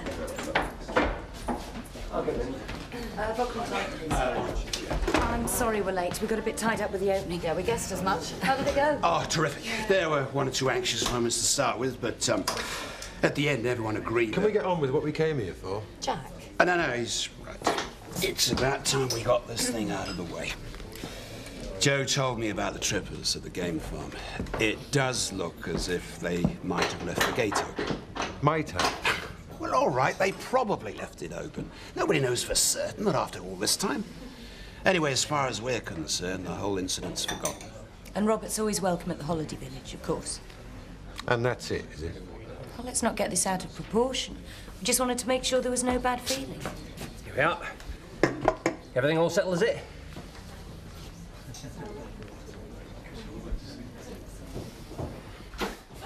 Do you want a drink? Careful. Kathy will think you're trying to get me drunk. She's convinced you'd do anything to have your wicked way with me. I'm positively underwhelmed by the prospect. Just as well. I'd have had to have drunk so much I'd have passed out long before. Hello. The master's DIY strikes again. Your picture's fallen down. Hooks come out the wall. There seems to be an awful lot going wrong around that fireplace lately. Oh, no mystery. A power drill's a lethal weapon in some hands. Yes, but Chris didn't put this in. You sure it's all right? Where'd it come from? Look, there's no need to go into all that, Kath. Like Lynn said, just my dodgy DIY and Alex forgetting he's left the fire on.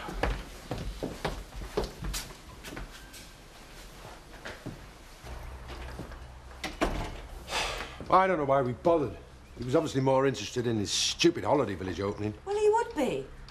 Underneath it all, I'm sure they know Robert didn't leave that gate open. Yeah, probably. Hello. Thought I heard you come in. Robert's in the bath. How did it go then? Not good, eh? Right. Night then. Look, Jack, I know how you feel, but it's how Robert feels that really matters. That's what I'm angry about. Is it? Are you sure this isn't just turning into some sort of macho standoff between you and Frank Tate? I'm going to go upstairs and tell him the Tates know he didn't leave that gate open. Probably. And that he's welcome to see the ponies. Then at least he can go to bed happy. So you're just going to let him get away with it? It's over, Jack! Not for me, it isn't.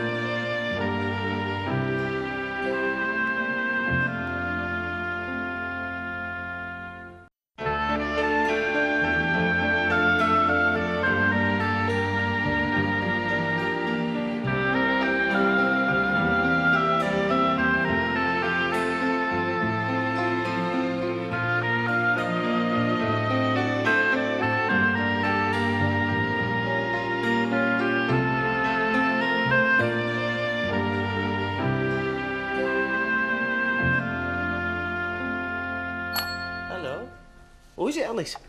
It's for you. Say hello. Hello. Hi. Hiya. What's up? Nothing. Just doing a bit of shopping. Wondered if you wanted anything. Oh, no, thanks. Are you doing anything at lunchtime? Well, Nick will be coming out for dinner. I'll probably go over to Woolpack. I was just wondering if you could look after Peter for me. I need to get my hair done. I'll only be a couple of hours. What time? About 12:30. Yeah, OK. Oh, great, thanks. I'll meet you in the Woolpack. Yeah. Unless I'm back before Nick goes back to work. Why? He won't dock your money, will he? Oh, no, it's nothing to do with that. I just don't want to let him down. He's a mate. Kathy, what are you doing? Just come and sniff here. Kathy. Chris, there is a smell. I have a hefty bill from a gas fitter who No, says not there isn't. gas. It isn't the smell of gas. Well, what then? Well, like drains or rotting meat or something. Rotting meat in the fireplace? Come on. No, it's true. Well, I can't smell a thing, and quite frankly, I don't think you can either.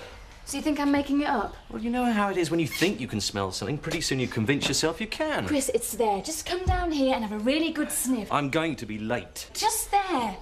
Oh. Well? Nothing. Chris, you're not trying. Still doing that up here, are they? Fire worship? My wife thinks she can smell a dead goat in the fireplace. Can you believe that? Now, there is a smell.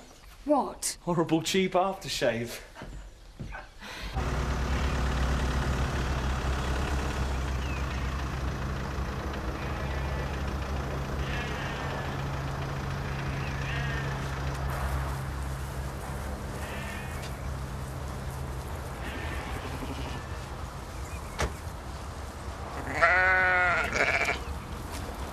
Hi, Jack. You all right? Yeah, not bad considering. Fancy a drink tonight? I'm busy. OK. Anyway, I don't need another so-called apology. Look, I just fancied a drink and a chat with my brother, all right? Well, you could always go and have a chat with Frank. Oh, just forget it. I'm not going to go down on my bending knees for a drink with you. What about dinner time? 1 o'clock. You buy the first round. You're on. But don't be late this time. Right, shall I bring the veg as well? No, I've got some broccoli and carrots in. Ah, good. Well, you're in for a real treat. At 7-ish? Earlier, if you like. Do you think it's all right? I mean, shin of beef is hardly lavish, is it? We can eat lavishly when funds allow. Right. Well, I do a very nice shin of beef. And I do a very nice creamed rice. Huh. That'll do very nicely. Ah, Eric. Not disturbing anything, am I? No. I was just off, actually. Ah. See you later, my dear. Elizabeth, I wonder if you'd mind going through these bar figures for me. With Carol away, I do want to get everything quite right. I didn't mean to walk in on you like that, you know. You all right, you do? I think so. Right. Is he taking you out to dinner tonight? No. As a matter of fact, he's cooking a meal for us here. Oh, good heavens. You have domesticated him. I wouldn't say that precisely. Well, I can't imagine Eric cooking a meal in for anybody else. Perhaps he's taken my advice to heart. Advice? Well, I had a little chat with him after our talk. You enjoy your little chats with Eric, don't you? It's become quite a habit. Well, I haven't given away any confidences, Elizabeth. Any more than I would tell you what he said to me. If I'd realised you were going to go running to Eric after I'd spoken to you... Oh, Elizabeth, do credit me with some discretion. I wouldn't do anything to hurt you. No. No, of course not. What are you doing here? I thought you were revising. Nah, I couldn't get into it. Looking for inspiration? Well, don't look over here, because I'm dead busy. I'll tell you what. I'll shear the sheep if you sit my elephant. Probably have more luck than me. I doubt it. What I need is more time. Giving you less time than anybody else, have they? No, I could just do with a bit more, that's all. Yeah, couldn't we all?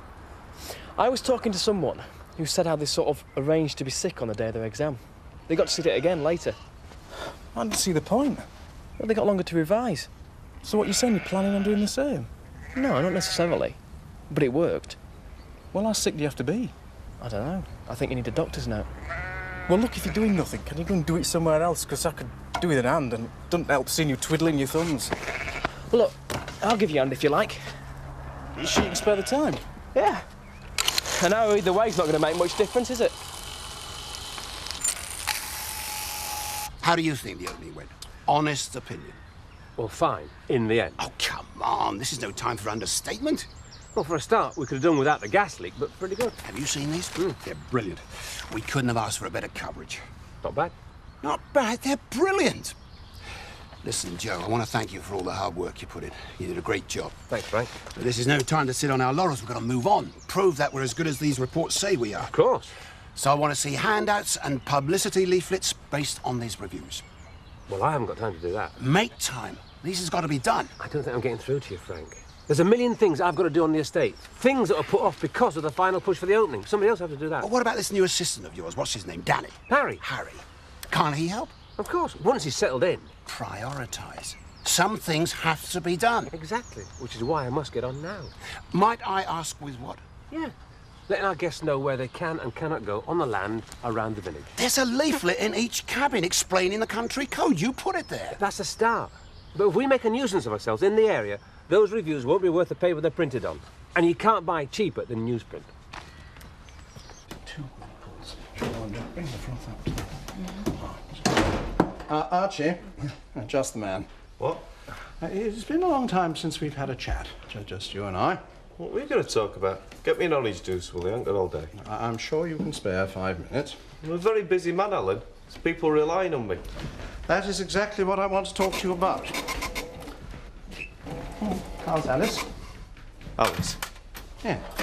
How are you getting on since you've been looking after her? What's it got to do with you? Well, naturally I'm concerned about her. I'm her godfather. What's this leading up to? You're going to make out I can't look after her? No, of course not. I just want to know how you're getting on. We're doing fine. You are keeping her stimulated and occupied and meeting other children? I'm not stupid. And I'm not just keeping her company while Nick's at work either. That child's my responsibility and want to take it very seriously. Yes, Archie, I'm not trying to imply... I'm doing a very good job. Well, in your opinion, yes. That's why I take her to a playgroup regularly. Oh. Yeah, I take her to the toy library, not and so she's got plenty of different things to play with. I also take her swimming once a week. Oh, I see. Yeah, so if anybody else is worrying, you can tell her not to, can't you? Yes, of course. I just wanted to make sure. No, you didn't. You just wanted to stick your nose in where it's not welcome. That's not true. Oh, of course it is. Now, I made certain promises to Alice at her christening, that's all. I'm not sitting here listening to this rubbish from you. I'm off to malt shovel. Just try and keep your nose out, will you?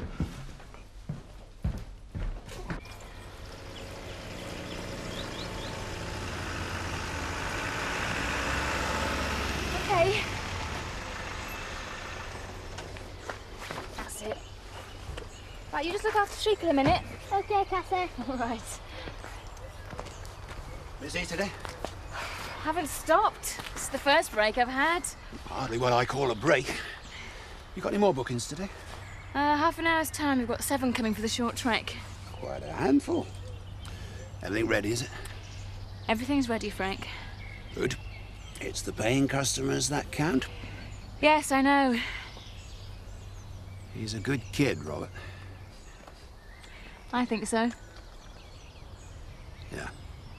Well, I must get on.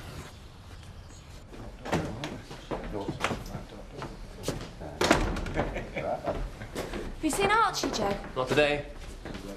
Oh, have you seen Archie, Jack? No, sorry. Any message? No, just wait till I find him. Looks like Archie's for it. Yeah. I've got him in. Yeah, when? Yesterday. Looks horrible. It's her. She's hopeless. Anyway, cheers. Yeah. So, hot on the show in a month? Aye, soon comes round. Anything worth showing? I could have, if I decide to enter. Well, I usually do. What's so different this year? Oh, it's just a feeling I've got. Successful show could mean publicity for Frank Tate's holiday camp. I think he knows that, and I think he's hoping it'll go well. Jack, the longer that you go on with this grudge, the harder it's going to be in the long run. Well, he started it. Yeah, and he apologised. Well, it hasn't changed anything. He still called my son a liar, and so did you. I just said possibly Robert made a mistake. Look, Robert was telling the truth. Yeah. So why didn't you say? Because I didn't think it mattered who left the flaming gate open. It was obviously an accident. But you had to get on your high horse. I was just looking out for Robert. You were just trying to get your own back on Frank. Yeah, maybe. It was still his holidaymakers, though, wandering all over the place. Yeah, all the more reason to put the signs back. Make sure they keep the right paths. Back to Joseph and his walk of many colours, eh? Well, why not? Look, help me with the walks. Have a say in where they go. Do something positive instead of backing yourself into a corner.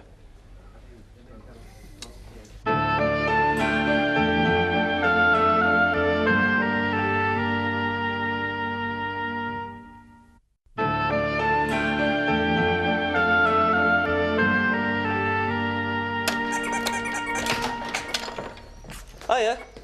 Just in time for a bit of apple. Do you want some? You've got a flaming nerve. Sorry? Where were you at lunchtime? Oh, sorry, I got in a row with Turner. I got so angry I completely forgot that I agreed to meet you. Sorry. It wasn't much to ask, was it, Archie? Particularly considering what I do for you. Well, I didn't mean Next to. time you need a favour, don't come running to me. It wasn't my fault. Well, whose was it? Honestly, you disappear every day and come back expecting everything to be provided for you. Do my share. You used to. Not anymore. Not since you've been looking after Alice and taking too much for granted. Like what? Like rent-free accommodation. Oh, come on then, don't be like that.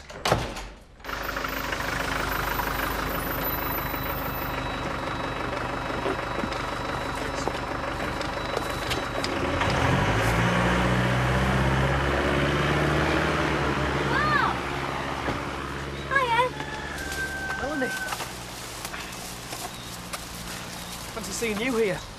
Ran out of note paper. Yeah, it goes pretty quickly, doesn't it? I had to come down myself to get some. How's it going? Fine, fine. Did they like your arts project? Yeah, I think so. But you can't tell, can you? How about you? How's it going? I got a bit bogged down with my maths this morning, but I sorted it out okay. I wish I could say the same. It's a joke. I stuffed my head full of facts about water resources and drainage systems and climatic hazards. Heaven knows what for, because half an hour later I can't remember a single word of them. Well, it's not bad. Oh no? It's my problem. Geography is just facts, facts and more facts, and I can't remember a single one of them. Did you do what I suggested? Stick your notes on the wall. It's the only way, Mark. Yeah, of course I did. You did, didn't you? Yeah, they're all over the place. By the phone, next to the kettle. Look, do you fancy a drink tonight? Revision, just like you. Come on, don't give me a hard time. I just want to see you. Spend a bit of time together, that's all. That's why I'm here, idiot.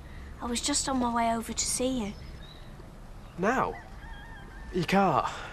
The house is a real mess. I don't mind. Michael's in. So we'll ignore him. Can't you come over tonight? It's now or never, Mark. Oh, come on. Hi, Kathy. What are you doing out here? Just dropped Alice off up at home farm. Finished for the day. Yeah. Make sure you close up properly. Oh, don't remind me. Frank drums it into us at every opportunity, as if he needs to. Still feuding with Jack? I think they've reached some kind of truce. Robert started riding with it again. That's good. Little Robert's the only one that really suffered out of all that. Yeah, things did get a little bit out of hand. I don't suppose I helped. I couldn't say for sure that it wasn't Robert who left the gate open. Well, hopefully we can all forget about that now. Perhaps put extra signposts up for the tourists. It's a pity he didn't do something like that before the accident. Frank and Joe are trying their best not to let the holiday village interfere with everyday life, you know, in spite of what some people think. I suppose we'll just have to keep his eye on the tourists, make sure they stick to the country code. Whether we like it or not, looks like they're here to stay. Yeah, you're right. Do you want to lift anywhere? Oh, yeah. Wolfpack, if that's all right. What are you doing? Just checking. Notes, eh? All over the place. By the kettle. Next to the phone. It must have been Michael. Oh, yeah. Yeah, he's been complaining about them making the place look untidy. Oh, well, let's see if we can find them then, shall we? They'll be in the bin. Oh, leave it out, Mark. You didn't put them up, did you? You're not revising, really, are you? Just pretending. Melanie. Oh, you promised me you'd do your best. I am doing my best. Your best? Yeah. I hardly ever stop. In fact, I don't stop except for a cup of tea every now and again. I sit here and go over and over everything. I'm like a hermit. I've forgotten what the rest of the farm looks like. What's all the row about? Nothing. Oh, well, I'm going to the chippy. I'm starving. Shearing again tomorrow if you fancy giving me an hand again. Ah, well, you can't bog off every morning, I suppose.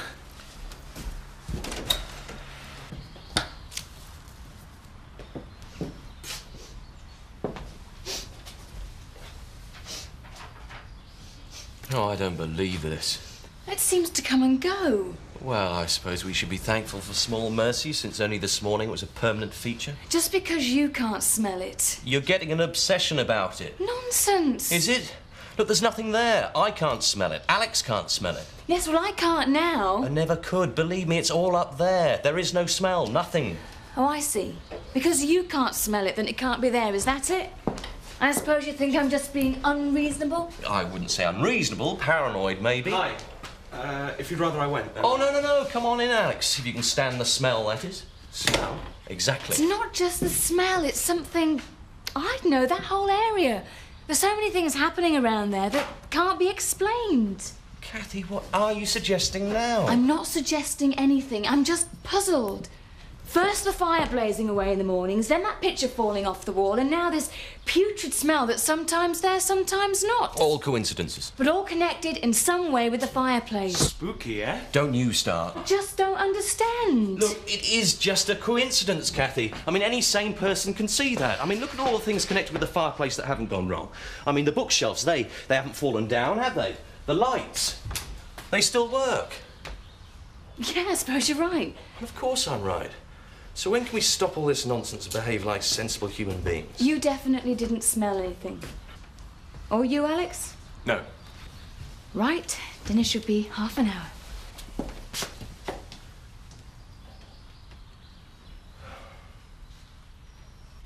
This is delicious, Eric. Good. Well, I can't tell you how much it pleases me to be able to do this, Elizabeth. To do what? It isn't exactly the first meal we've had together. Oh. In a way, it is. I cooked it for a start. You've done that before, too. Yes, but extravagantly with a view to impress. Not like tonight. But I am impressed. Well, the point I'm trying to make out is here we are having an ordinary meal for no reason other than the fact we can't afford to go out.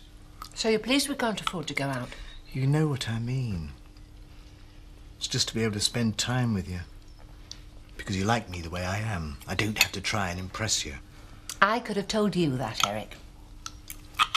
We can accept each other as we are. And what are we, do you think? Us?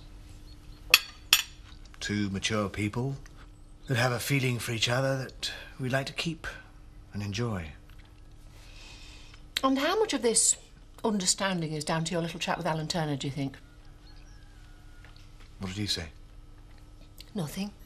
Except that you talked to him about me. Yeah, well, yes, but I wouldn't like you to think I compromised you in any way.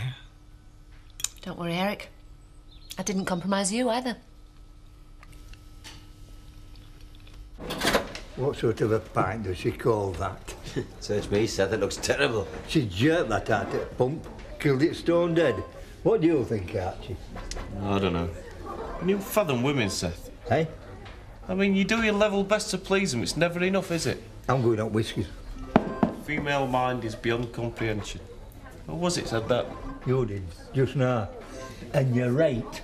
They don't know when to leave well enough alone, and our Meg's a prime example. What you doing? Doing, you mean? I can't turn round in that place without there's something new there. How she does it on money I get, I'll never know. Like what? Well, like new curtains, new crockery, that sort of stuff. Do you know, actually, our house is getting that mud. I'm going to have to start wiping my feet before I go in. It is something new, is not a bad thing. Went in last night. New cover on my armchair. Well, what's wrong with that? I'll tell you what's wrong with that. It's taken me 20 years to break holding in. Fancy going across for a drink? Maybe later. Because if we do, you'll do me a favour. What? Throw me a scowl or two. Whatever for? Well, I wouldn't like Alan Turner to think that his advice to us both has wrought too many changes.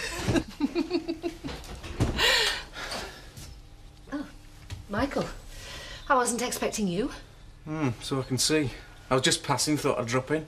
Is everything all right? Shouldn't it be? Oh, it's like that, is it? Have you had anything to eat? I'm sure we can get something together if you'd like to join us. Not hungry. You could at least say thank you. Thank you. And I think perhaps you've got something else to say to Eric as well. No, I don't think so. I'll call again. Oh, the arrogant, pig-headed... It's no good getting angry over him. He's not interested in reasonable discussions. I'm sorry. You have no reason to apologise. Well, then why do I feel as if I owe you an apology? It was a lovely evening. I didn't want it to end this way. There'll be others. Don't worry.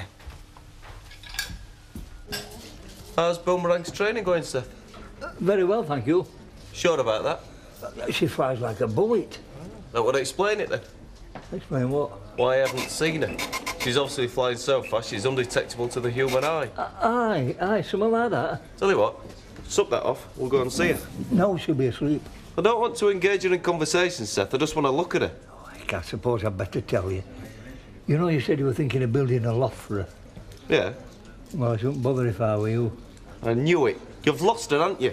I haven't lost her. She just decided not to come back. All that hard work and training gone to waste. Yeah, you see, it's not my fault she's gone missing. It's you, you're a bum coach. That's right. Pass the book. Hey, Mr. Turner, when is Carol coming back so we can get a decent pint? Don't complain, Seth. At least this one can operate a till. It's more than most of them can. But she's a bit till if there's no money gone in it. I met could pull a better pint than young lass and she's got arthritis. You don't know when you're well off, Seth. I know I'm that well off, I'm thinking of sleeping somewhere else tonight. Sounds serious. New sheets up bed. It's like laying in a patch of stinging nettles. I'd start worrying if I were you, Seth. If Meg's turn out the old and bring in the new, you could be next. Oh, Archie, could I have a word? It's about our little talk this morning. What about it? Well, I wanted to tell you that I am now completely satisfied that she's in good hands. Well, I told you she was. I want you to know that you have my full support. In fact, if there is anything I can do, you only have to ask. Well, cheers, Ellen. You never know. Might have to take you up on that.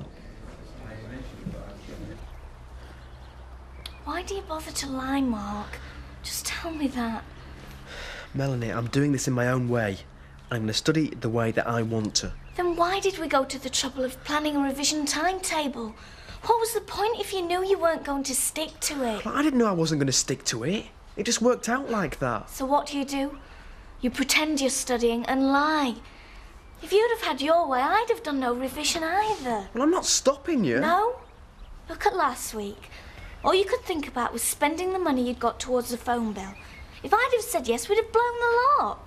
Well, you've got to have fun at some time. Not when you're supposed to be doing something else. And not when that something else is as important as these exams are. Oh, well. If they're that important, why aren't you at home right now swatting up instead of giving me earache? Oh, right, Mark, I'll just do that. Look, Melanie, I didn't mean it as like... As far as I can see, you just want to throw your life away because you're too frightened to stand up to your problems. Melanie, listen. No, Mark, I'm not interested. I don't want to hear any more excuses or any more lies. Oh, come on, Melanie. See you at the exam centre, if you ever get there.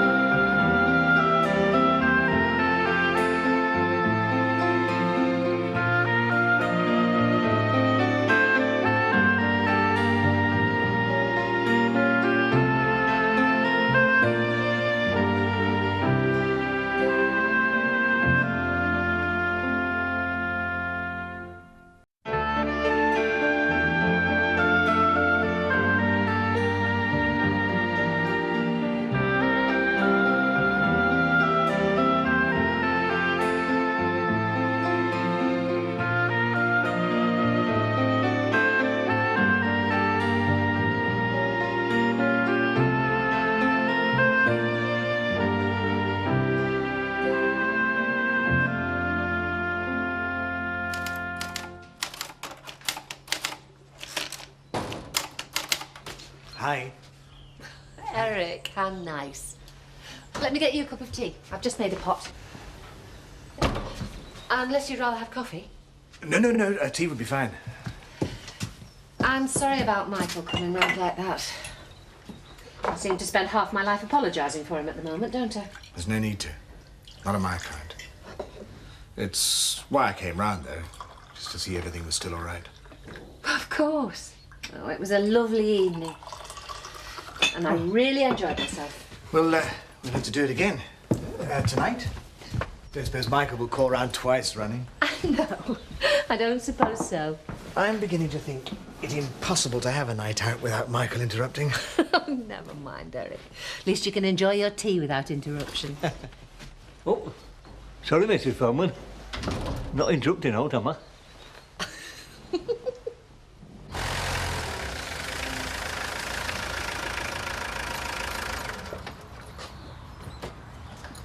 Hi.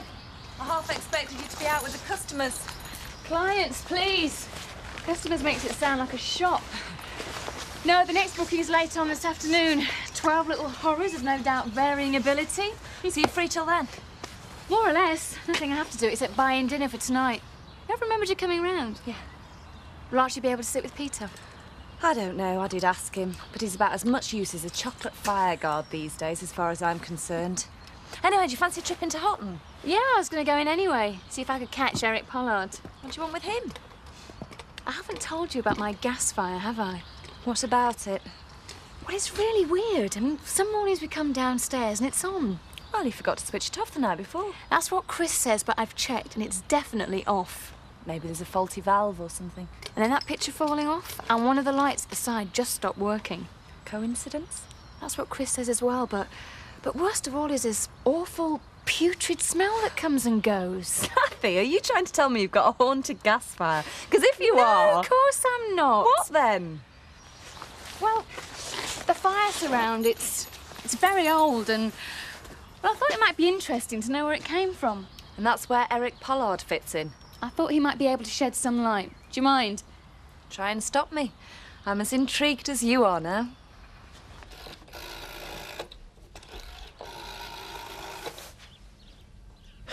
Hi, is Melanie there, please? It's Mark. All right. Well, can you tell her that I called? How is it, Seth? You always run out of something half an hour before lunch. Sheer coincidence, Mrs. Feldman. Wouldn't have anything to do with being handy for the wool pack when you reordered? Thought never entered my head. I'll be with you in just a minute. Just as soon as I find that order number. Take your time, love. It's a nice mug of tea, is this? Oh, do make yourself comfortable. I was up at 6:15 this morning feeding my game birds. My dad says if a man can't sleep, he might as well be working. You're not sleeping, Seth? Not since I Meg bought one of them duvets. Hey, how much does one of them cost? A duvet? Well, a decent one can be as much as £150. Depends what tog it is. Eh? Tog? It's the weight of the duvet. It shows how warm they are. Only togs I know to barter them I have to wear in bed because it's too drafty. You'll get used to it, Seth. I used to like our house as it were. You know, I don't recognise it now when I go in. She'll be wanting to call it telly next. What your Meg ever did to deserve you, I'll never know. Have you got those record sheets? Oh, they're here somewhere. Oh, I am glad to see you keeping your records properly, Seth. Oh, this is yours. Oh, that postman gave me that when I was coming away this morning. I forgot about it. I think it might be my dinner hour.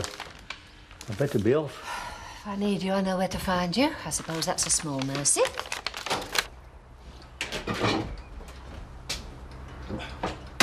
Put the kettle on, love. Michael and I spit in feathers. Looks like you got some good fleeces coming off. Yeah, not bad. Don't even make much on them, though. Do you mind if we have tea later this evening? Cathy wants to give Robert his riding lessons straight from school instead of after tea. Well, I'm not sure we should be letting him go at all. Why not? Well, don't you feel just the smallest bit patronised? Frank Tate graciously allows our Robert back into his stables. You're being ridiculous. Ridiculous? Robert ended up thinking he'd killed that pony and all because of Frank Tate. Don't you think it would be better for Robert if he could just forget it happened? Well, of course I do. So give us a break and stop going on about it. I do. I have been a bit of a pain, haven't I? It's been a big pain. Yeah, maybe you're right. Joe said the same. So, for once in your life, listen to your brother. And me. So shut up, Jack. Bottom line, Jack. Yes. You don't really believe your fireplace is possessed, do you? No, of course not. But I can't help being curious.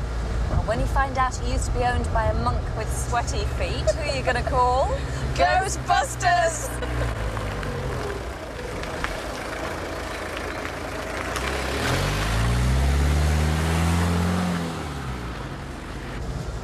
You sure you can make tonight? Now you've lost Archie's services, it must make things more difficult. You couldn't ask Alex to sit, could you? I'm sure Peter would find his Cary Grant approach more amusing than I do. No, seriously, how are you managing? Well, you're right, of course. I don't see much of Archie these days, though he always manages to be there at meal times. Well, Nick says he's taking his job very seriously. Oh, yeah. He's doing that all right.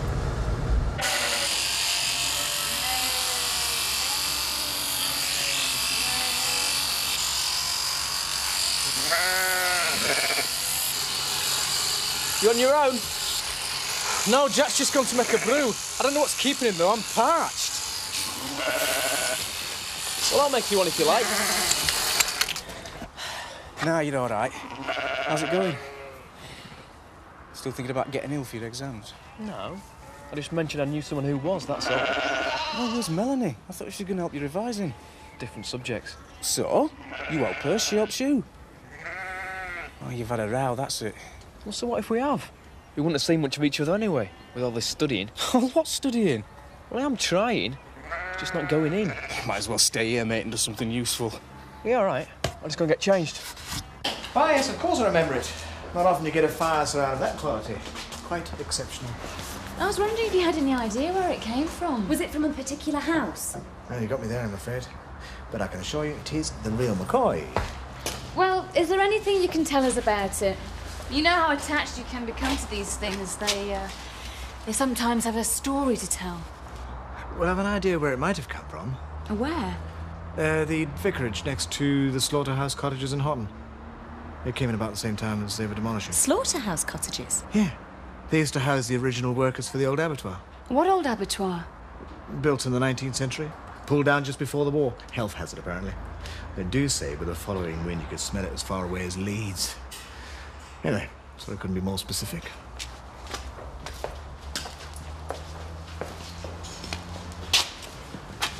Nice piece, though, isn't it? Yeah.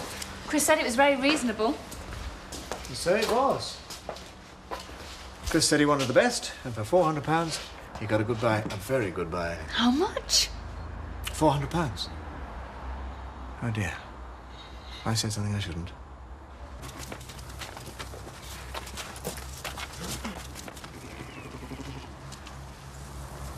What are you doing here, Mark? Just lending a hand. Well, you know what you should be doing, don't you? Oh, come on, Jack. It does me good to have a break. Prevents the brain going into overload. Well, it's your future, lad. Yeah, it is. Suit yourself. But if Joe finds out you've been shearing instead of studying, you're in trouble. Well, get yourself a shower and all. Don't want you picking anything up from these sheep, or you could find yourself on your back for exam day.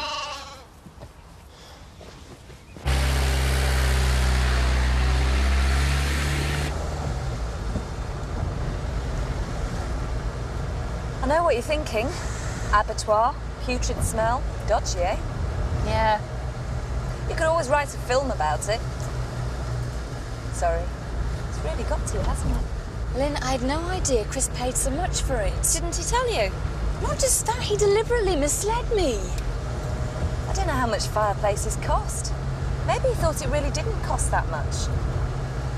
No, you're right. I thought Chris had got over his extravagance. I thought we'd reached a stage where we talked about things at least. £400! And you think it was probably knocked together 100 years ago for about 25 pence. Yes, well, he's got some explaining to do. Do you want to forget about dinner tonight? We could always make it another time. No, don't be silly. Do you want me to bring a Ouija board?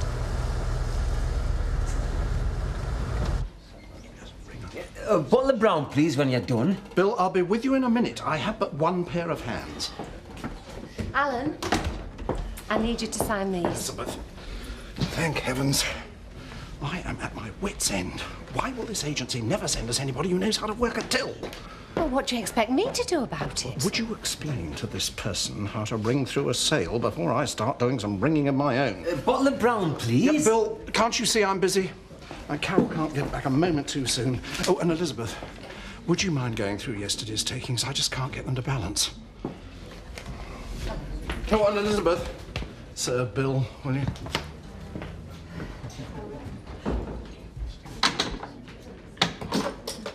Are you keeping Seth busy then, Mrs. Feldman? Not particularly. Just wondering where he was. It's well past his dinner. Oh, yes, it is, isn't it? I thought he was on his way over when he left me. Yeah, he's never been in. Funny. I wonder what he's up to.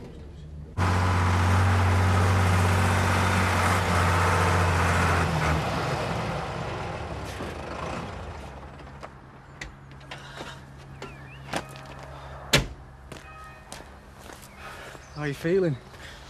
I'm fine. It's just my luck. I thought I might catch something horrible off the sheep. Well, give it time. Something might incubate overnight. Oh, yeah? Like what? Don't know. Pneumonia, sheep diphtheria, rheumatoid arthritis. You're not funny. Listen, if you're really worried about it, why don't I give you an hand? Well, how could you help? Well, could test you on something, couldn't I? You don't know anything about it. Well, you're always going on about having to learn facts. Just pick a subject and tell me the facts. Yeah, I suppose it might help. All right, come on, then. All right, then. We'll start off with the distribution of religious, cultural and linguistic groups in Africa. Fine. Fire away. Second thoughts. Shall I have a cup of tea first?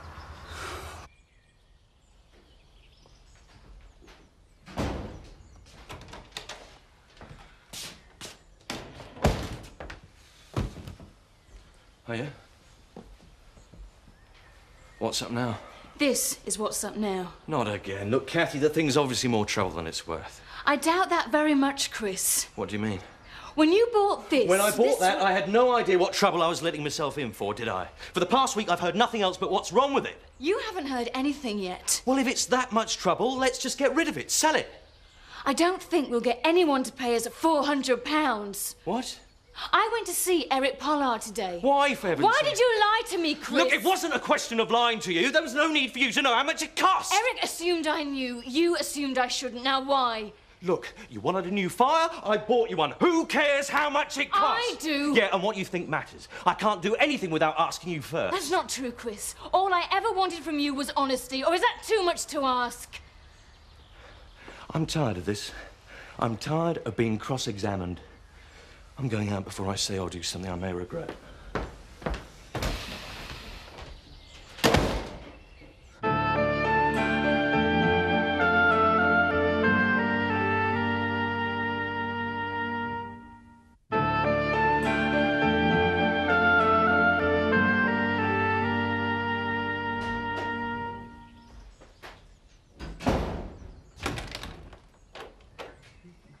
Oh, hi, Kath. A bit of a celebration. I'll put it in the fridge. Yep, I think I've found the perfect site for one of our biggest clients. Good. Not such a good day for you, though, huh?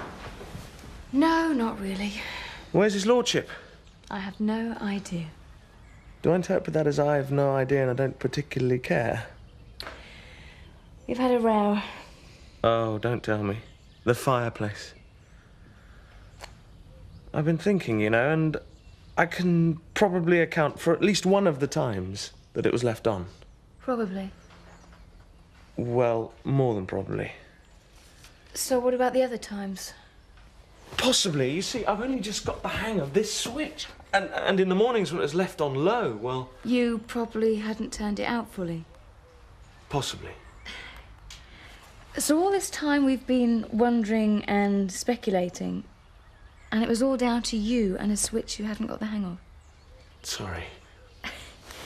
You didn't by any chance knock the picture off the wall too? Not guilty. Chris's DIY, I'd hazard a guess. And the light? Oh, let's see, shall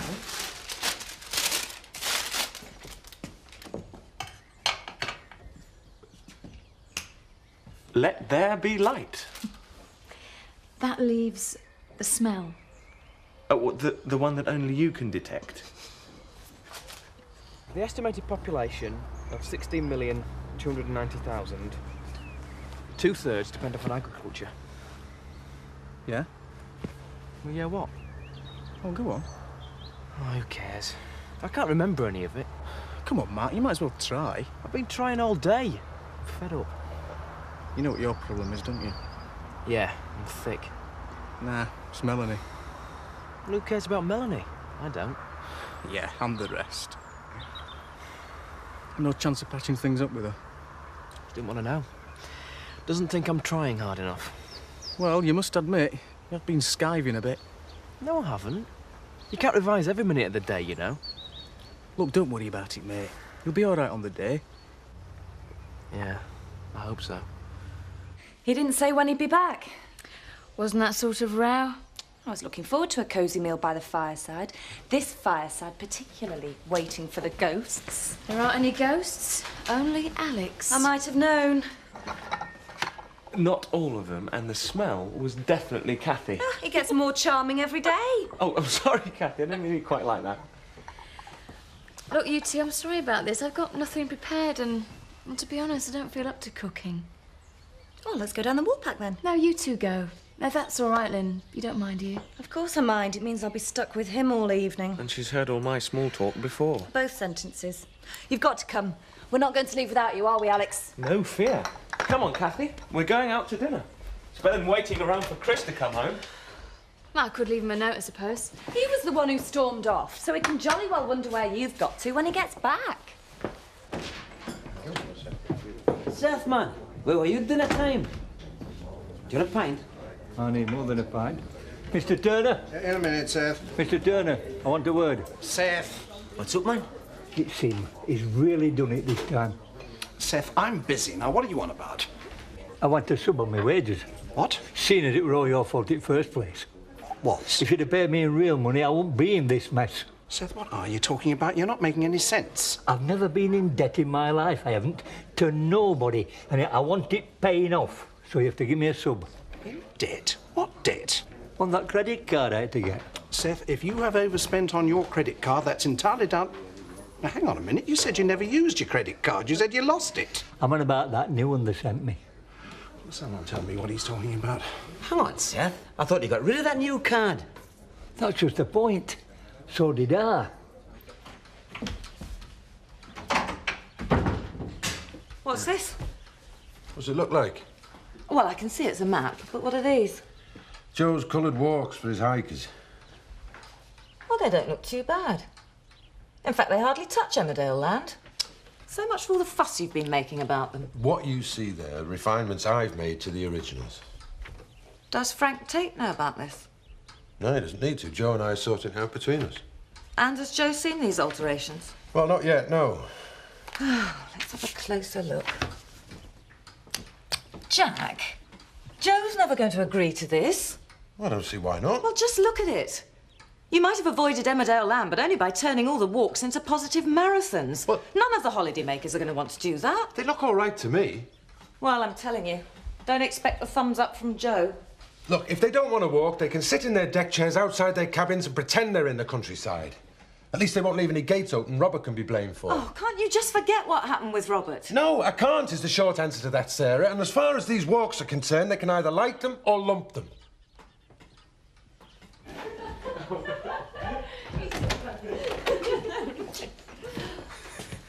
Thought the garden festival was in Cardiff this year. Where are we supposed to sit? Chris, what's all this?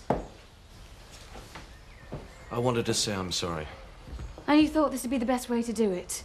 I thought it might help to make up for one or two things, yeah. There is no need for all this. Where did you find flowers so late, anyway? I caught the shop just before it closed. Oh, and bought them out, I suppose. So how did you get them here? Well, I didn't carry them all myself, did I? So they delivered. Great. More expense. Kathy, I'm trying to say I'm sorry. And say it with your heart, not with your wallet, and without turning the place into a funeral parlour. Well, thanks, Kathy, for those few kind words. It's nice to know I'm so appreciated. How can I get through to you? Yes, The flowers are lovely, and if you'd given them to me for no reason at all, then that would be wonderful. But a part of this ridiculous peace offering, Chris, they mean nothing at all. Seth, let's be clear about this. You say your credit card is being used by somebody else, but you haven't reported it to the credit card company. I've not told nobody. It's the first thing you should do, man. I just want to sub so I can pay it off. Can't you understand that? I suppose you haven't got it insured against fraudulent... No, you wouldn't have, would you? What's the bill, Seth? Much is it? Enough. Been using the card a lot, have they? Too much for my liking. Now, Seth, I don't want you to worry about this. We're going to sort this out. Good. I was thinking, Mr. Turner, you couldn't let me have 2 lots of wages, could you? No, Seth, that's not the answer. It's good enough for me. No, with a bit of luck, some bright shop girl will spot the difference between the 2 signatures. What 2 signatures? Well, the one on your card and the one this con man's been using. I didn't have one on my card. You've lost an unsigned credit card. Seth, that is tantamount to giving the thief cash in hand. That'll do nicely, Mr. Turner. Cash in hand.